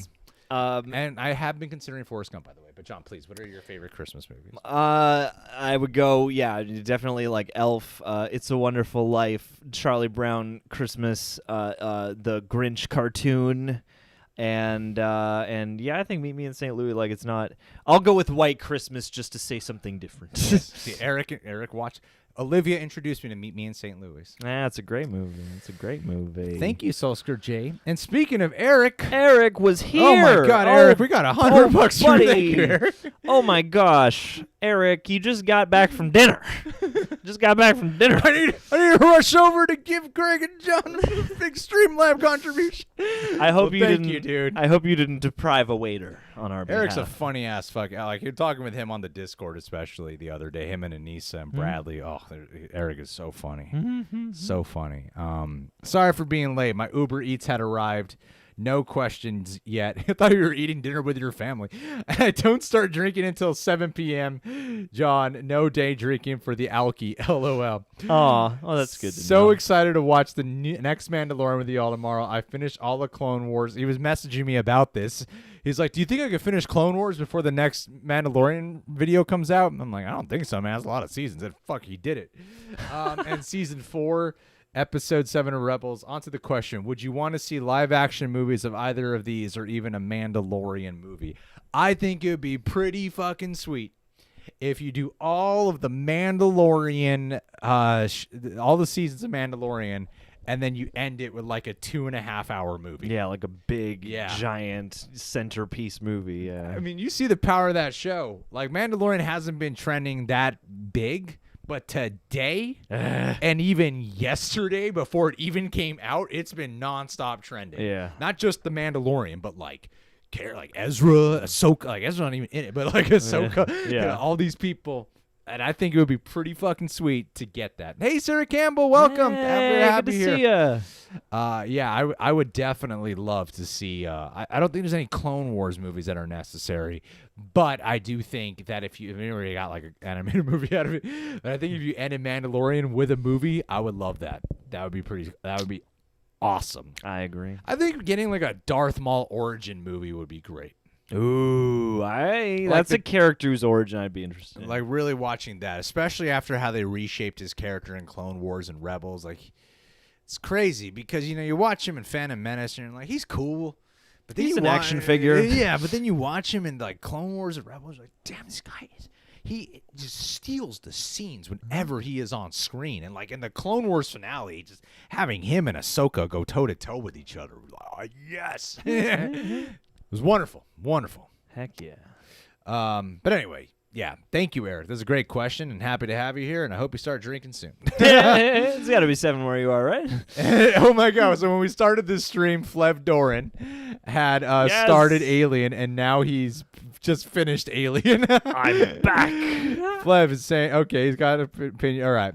I'm back. Alien was great, worth the hype. We are living now in the era of superhero movies. What old movie era would you love to or could be the trend again? I would love to see more early slapstick coms or Mom and I loved Laurel and Hardy films. Me and my buddy plan to binge the Harry Potter films in December. Because nothing says more Christmas than, fuck Christmas. Harry Potter, yeah. I don't know why I didn't think of that. They always make me think of Christmas time, yeah. Except for Home Alone, which is my tradition. What other Christmas films should I binge next month? Don't say Die Hard. I'd say do the Lethal Weapon movies. Do the Lethal Weapon. Do the Lethal Weapon then watch movies. Fat Man. Top it all off with Fat Man. Eric has started drinking. Congratulations, buddy. Hey, that's what I like to hear. What era? I would love to see more early slapstick comms. I don't know about slapsticks, but I would like to see. My mind kind of went to, I want to see more serious actors do some funny movies. Yeah. Like Christian Bale really do a comedy. Dicaprio really do a comedy. How crazy would it be if we got Daniel Day-Lewis to come out of retirement to star in a Judd Apatow movie or something like that, I want this. Like, how great would that be? Get them all to. That's kind of what I want to see more. And I felt like we were starting to get hints of that. Like, James Franco is a serious actor, then he goes and does Pineapple Express, and he's just like the Apatow crew. Channing Tatum was doing, like, some more serious films or trying to be more serious, then he does 21 Jump Street. Things like that. And I kind of that's kind of where my mind went. I don't know what era of film or trend, but yeah, I'd say that. It's been a long time since there's been like a damn good rom-com. I feel like Netflix usually comes out with the good ones, or Hulu, but a big theatrical one. These days, yeah. But I think rom-coms are weirdly better suited for streaming services because, it's Netflix and chill, or you stay home, you cuddle up, you watch a movie, it's romantic. Yeah, so... yeah. I feel like the I don't know, I mean, this is kind of broad, but I feel like the film noir detective genre would be a nice one to have come back in a swing, especially in a time that we live in where, like, facts are always under review and there's so much deceit and there's so much, like, it's a time in which there's a lot put on persona, facts, and perspectives, and I feel like the film noir, like the private eye type, but with having to, just those themes of having to, like, form uneasy alliances with various people and solve mysteries and whatnot, like, I feel like every once in a while a neo-noir something pops up, but I feel like that would be cool. Yeah. Or that I really wish that anybody other than Disney remaking one of their previous movies could get, like, a big, lavish studio musical off the ground. Yeah. I miss that genre. But yeah. Or I just want to see Adam Driver be a comedy. Yes, Adam Driver comedies. Well, he showed up on Last Week Tonight, so it could happen. All right, here we go. Oh, he finally did? He finally, yeah. Last Week Tonight? No way. I gotta watch that. The season finale. Yeah. All right, these are the last of our super chats. Yes, sir. And then we'll do a quick speed round in the comments. But yeah, all right, cool. Yeah. All right, here we go. Solid Sanity 7. Thank you, Solid Sanity 7. What medieval era movie do you have the most fun with versus which one do you think is the best constructed? I love the movie Excalibur. I was gonna say. I love Excalibur. When I think of medieval movie, my mind goes there. I think the one I have the most fun with is Army of Darkness. Yeah, yeah. I think that's the perfect set of answers. I'll throw out. It's Arthurian, but I liked Antoine Fuqua's director's cut of King Arthur. I think that movie's underrated. But yeah, like, it's hard to be, because Excalibur has all the production values, but also, like, this sort of dreamy mythical qualities. And then Army of Darkness is just the best. Yes. Hell yeah. Probably will not read those Chaos Walking books. Just putting that out there. Gonna read them all right before I read Dune. Thanks for the question, Solid Sanity. Yeah. Never gone on that one before. McKenna Reel's back. McKenna Reel, thank you. I just want to say thank you both, because especially Greg, not John. John can go to hell. John can suck a dick. I don't know why she said all that, man. That's what I'm taking from I don't know why this. she said all that. That's what I'm taking so from this. sorry she went there. It's a signifier of my being behind. Oh, wait, no, I was projecting. Oh, it doesn't actually say that. Oh, my bad. I just kind of agreed with you. I just sort of agree when you say things. It's okay. It was my fault you said that. Let's see what she said. It is comforting hearing you talk about mental health stuff. Sorry. not laughing at you. I just made a really fucked up joke, and you have such a sweet comment here. I'm sorry. This is such a nice, sincere thing. This is how we do. I really appreciate that. It is comforting hearing you talk about mental health stuff because sometimes it is hard for me personally, and your connection to your viewers is so genuine. Is it? Is it Yash, Kim, Outrageous Original, Eric Horseman, Peter Anglin, Nightshade Holloway, Nicole Harris, Kim Wexler, Sojin Choi, Melissa Todd? Is it genuine? Outrageous Origami, is it genuine? Comment below. Let us know. Comment. Tippy Turtle, movie fan. If you Tell us, feel is it our genuine, connection Lizzie? is genuine, hit the like button. Hit the like button. And then subscribe and unsubscribe and resubscribe. Turn on all notifications. I really do appreciate that. You know, I don't try to like always go down mental health discussions. I like to try to refocus it constantly back. Especially if we do something like if there's like one upload or two uploads that week that are not film related in some way, I'm like, now let's bring it back. Let's bring it back. Let's bring it back. But talking about mental health, I notice that discussion usually comes out of me during other people's videos. Like if they're interviewing us, somehow it comes up. And I feel like people shouldn't be shy to talk about it. My family's not the best at talking about it. But I feel like with a lot of my friends, and especially out in California, I feel like people who go to therapy, the numbers are way higher than they were when I first started going to therapy or when Jean first started going. Like, there's a time where you're still like, I don't want to tell people about this. But now it's like it's such a common thing. It's less of a stigma anymore. And I really do think it's important. And also to not let anything whatever diagnosis you get, define you. And I think that's like the main thing I would always encourage for people is oftentimes we can use our diagnosis. Like I've been diagnosed with 3 main things I've talked about: PTSD, ADHD, type 2 bipolar. And those come with a lot of symptoms. But my point is to not let those things hinder you and to find ways to embrace it if you can. Or like some people try to just like some people I think are under the impression that you have to get rid of them. But there's a way to you have to develop enough self-awareness to maintain and be aware of what can trigger things to come up. And that's probably the biggest thing is being aware of not giving into those things. I think whatever thoughts and feelings you have are okay. Be okay with that. At the same time, that doesn't mean you have to act upon it or something. Like, especially when you're doing a thing like YouTube, it's a very easy for someone like me who's very, very prone to get triggered by a lot of things that happen on YouTube comments or whatever, dealing with math. My mind is not the healthiest when it comes to it. So every once in a while, I have to delete social media. I have to be very adamant about not reading YouTube comments. It's very important for me sometimes to do that because fuck with someone like me. Yeah. Then every once in a while, I go back to it, And yes, so I would say thank you. Thank you, McKenna. Well, I think that's kind of weird. No, I think that's a really transition now. I think that's a really good thing to a good point to make because that's been a big part of my recent journey of life is recognizing those things that like it's like if you receive a diagnosis like that, it's part of a map that's helping you understand your mind. But I feel like I've definitely done this, and I think a lot of people, you take it very as a personal element of your core being, and you identify with it in a way that isn't actually quite as helpful. And yeah, it's partly about recognizing that, this thing is a part of my journey, it's a part of me, but it's not me. It's not the entirety of me, and it's, an aspect that I can be aware of and behave in, the face of. And get yourself a good woman or man. Right, Olivia? Right, Olivia? Damn it, Olivia! Where's my steak? Bring me my beer! Oh, but I hope you're doing well, McKenna. I hope you're doing well, McKenna. Thank you for the love. Thank you. That's really sweet. It really is. Thank you. Heroes Fan Productions. I may have missed it. Rackadio, we never plan our streams in advance properly. Today was like, let's do it today. Today, there was like a brief mention today. that we would think about this, and then today I was like, that still seems okay. Let's do it.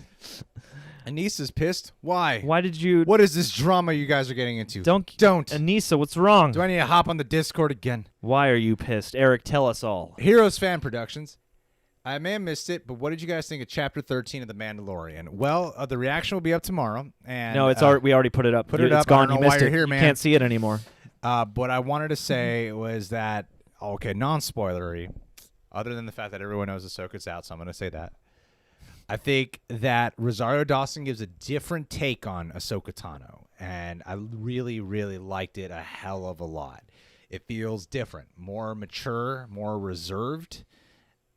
I really loved it. And I also think the episode itself of The Mandalorian was pretty fucking incredible.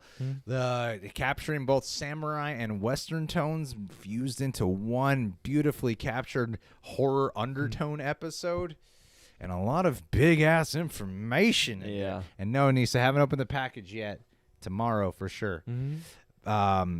Now that we announced it and just want to make good time to carve it out, because sometimes with your video, these unboxings, Anissa, we're there for 25 minutes. Yeah. Sometimes we sit down and we're like, this will be quick. I love it. I love it. I love when you send us stuff. So I want to make sure we have a good half hour dedicated. We want to to honor the work you put into and it. have energy for it. Yeah. So, but I think The Mandalorian latest episode is one of the best episodes of the season. I'm not just saying that. Super it is duper. really one of the best of the season. Yeah, really great film craft, really great intrigue and action. It's got all the serial stuff that you want, but a cool episode. Like, it's everything that I love about The Mandalorian. Yes. So, hell yeah to that. Keep an eye out for the reaction. Mr. Vaju, thank you. Congrats on the engagement. You hear that, Olivia? Olivia and my girlfriend could pass for sisters, by the way. We should double date, Mr. Vaju. Absolute. Have you seen Ted Lasso yet? Love that show. Unfortunately, haven't. No, Unfortunately, haven't. But I think Olivia and your girlfriend should fight. Mud wrestling fight. Let's get it going. Yeah. Odds are Olivia will win. She'll take yours down, Mr. Vaju. That's where I take super chats. I take it down that path. Just a mud wrestling fight, and we'll project a Ted Lasso episode in the background just for you. Appreciate that, though, Mr. Vaju. Love you, buddy. Ulysses, back at it. It's me again. Any advice about doing reaction videos? I'm planning on doing some next year, maybe sometime around the release of Stranger Things 4. Well, if you're covering TV shows, those are a bit of a bitch, all right? You want to keep it under 10 minutes worth. You got to be really mindful of that audio.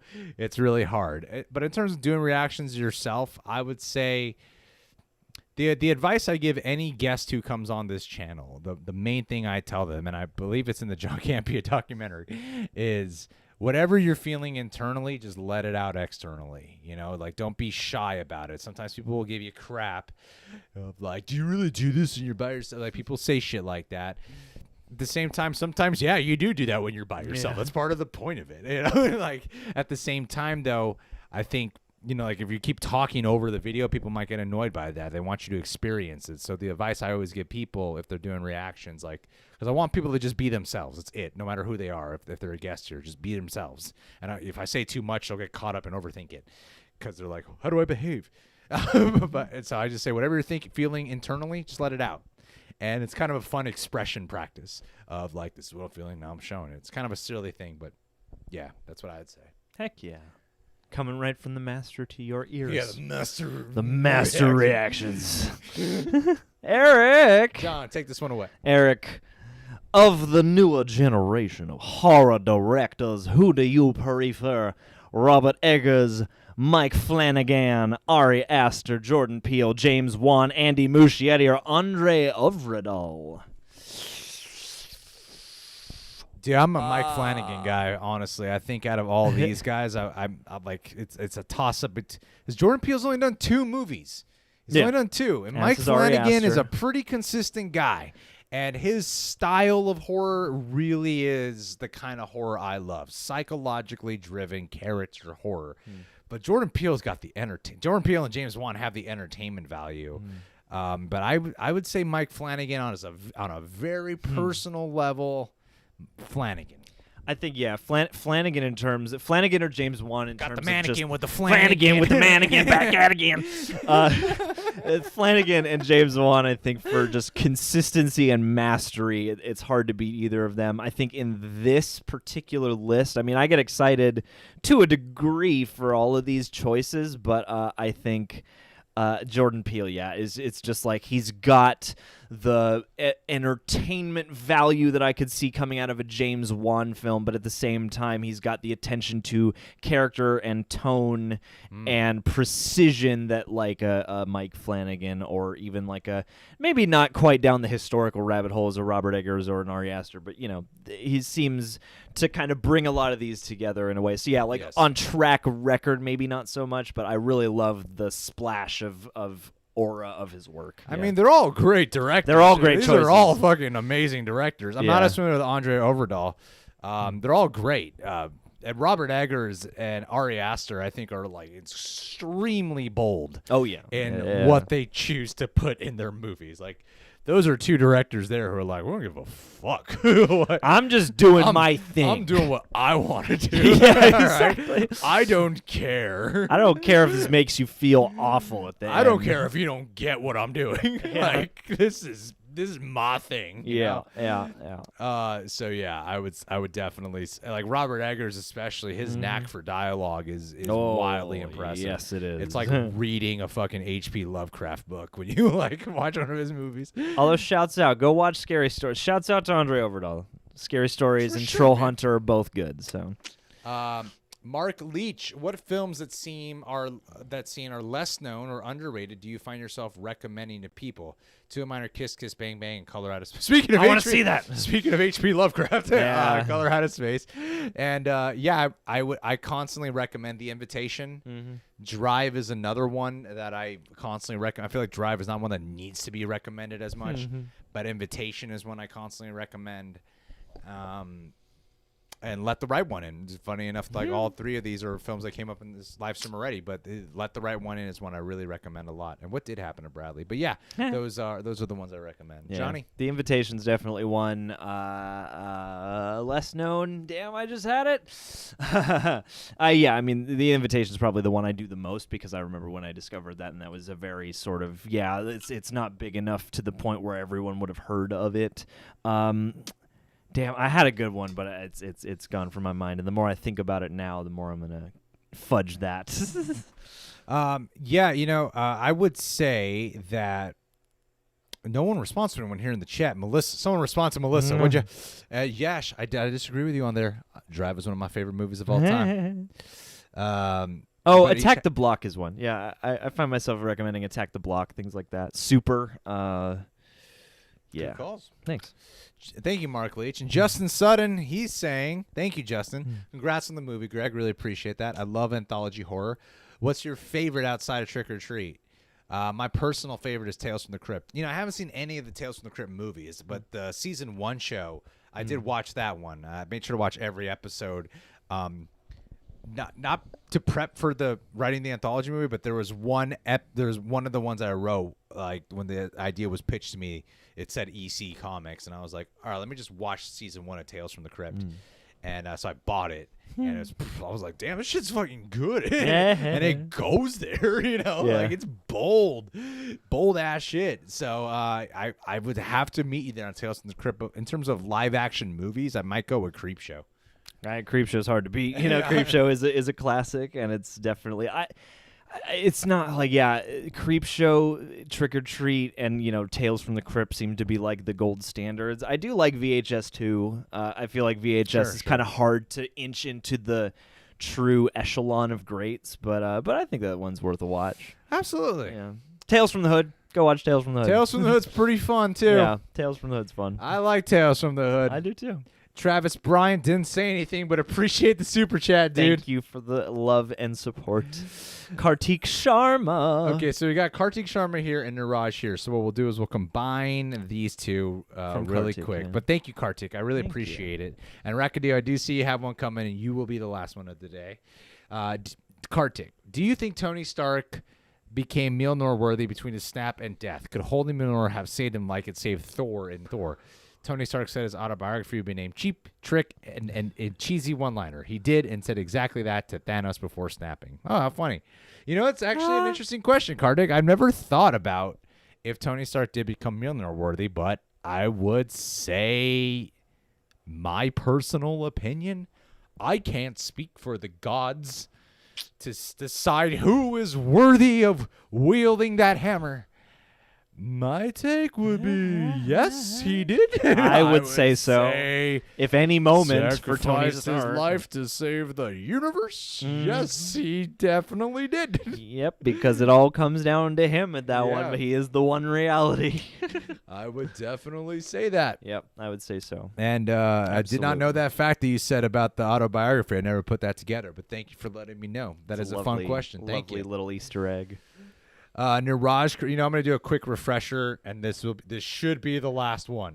I think so. If everyone's I'm making behaving sure. themselves. I'm making sure, because then we definitely got to get back to a little bit of extra work that we got to get done. Mhm. Okay. Oh man. Oh shit. We got a couple of ones here. Damn. Okay. We got one. All right. We got to do Niraj's in a minute, but Mysterious Midnight. Thank you so much. Oh my He's saying, goodness, just thank want to you say so hello. much. Thanks, Mysterious Midnight. Hello to you. Who the fuck are you? How are you? It's mysterious. Tell us as about shit. yourself. It's like, who is this person that just gave us a large contribution in Streamlabs? Thank you, man. Is it midnight where you are right now? I appreciate that. Thank you. Thank you so much. That's amazing. Alrighty. Thank you. And then here are the last ones. We got 3 more to wrap up, Mm-hmm. and let's go here. Okay. Alrighty. Niraj, if you guys got the golden ticket like from Last Action Hero, which movie would you like to live in? Ooh. Which movie would I like to live in? Oh boy. What is a fun one? Let's see. Yeah, where you You wouldn't. gotta be careful on these answers. People don't think this through. Like shit, you say like Star Wars or Lord of the Rings. I'm like, yeah, that means death, impending death. All right, For the most as part. cool as it might look, your odds of dying are very Very high. high. Yeah. Unless you get like all the options in the world, you know. I want to be Force Ghost Yoda. I want to be an important central protagonist. a A movie God. world that you would want to live in. Does it have to be a live action? The movie? Passion of the Christ. Silence by Martin Scorsese. What's the movie that Sky High? That would be a good It'd be movie a to pretty live fun in. one. God, what is one I want to live in? Some world that's like not too dangerous. Yeah. You know, I don't like this movie, but I guess I would go with the Avatar world. You would want to live there? It just looks so fun. It just looks like such a blasty blast. Okay, that's fair. Or Charlie and the Chocolate Factory, the Tim Burton one. I just want to live in the Chef movie. Because look how great all those sandwiches look, man. You would just hang out with Jon Favreau. You would talk about food. You would eat food.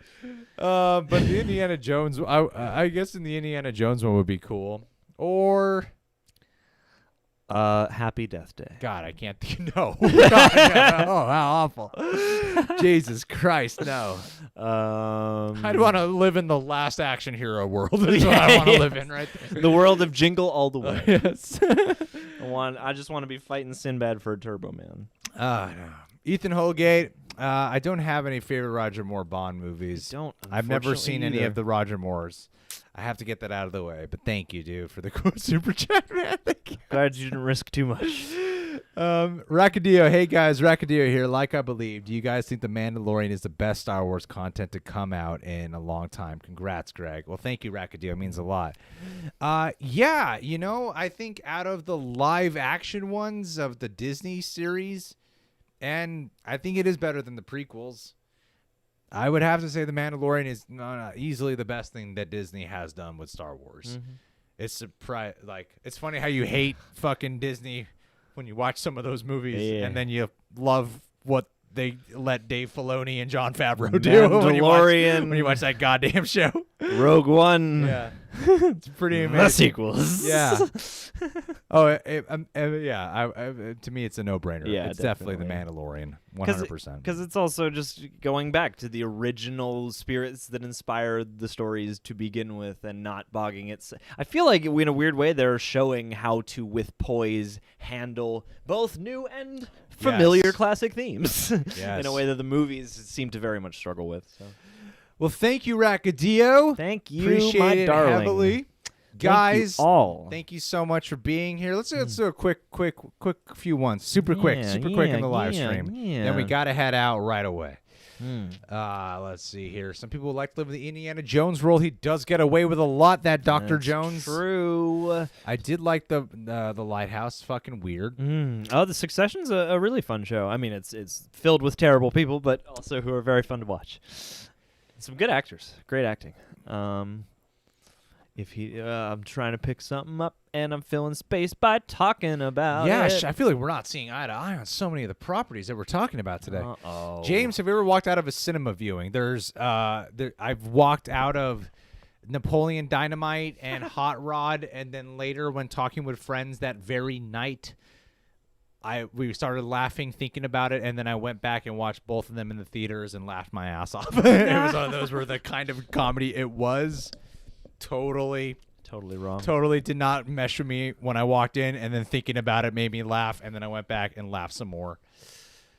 Thank you, Kevin Shepard. An album to listen to, Stadium Arcadium by the Red Hot Chili Peppers. It's an epic galactic experience. Ooh, yeah. It's Album Time by Toro.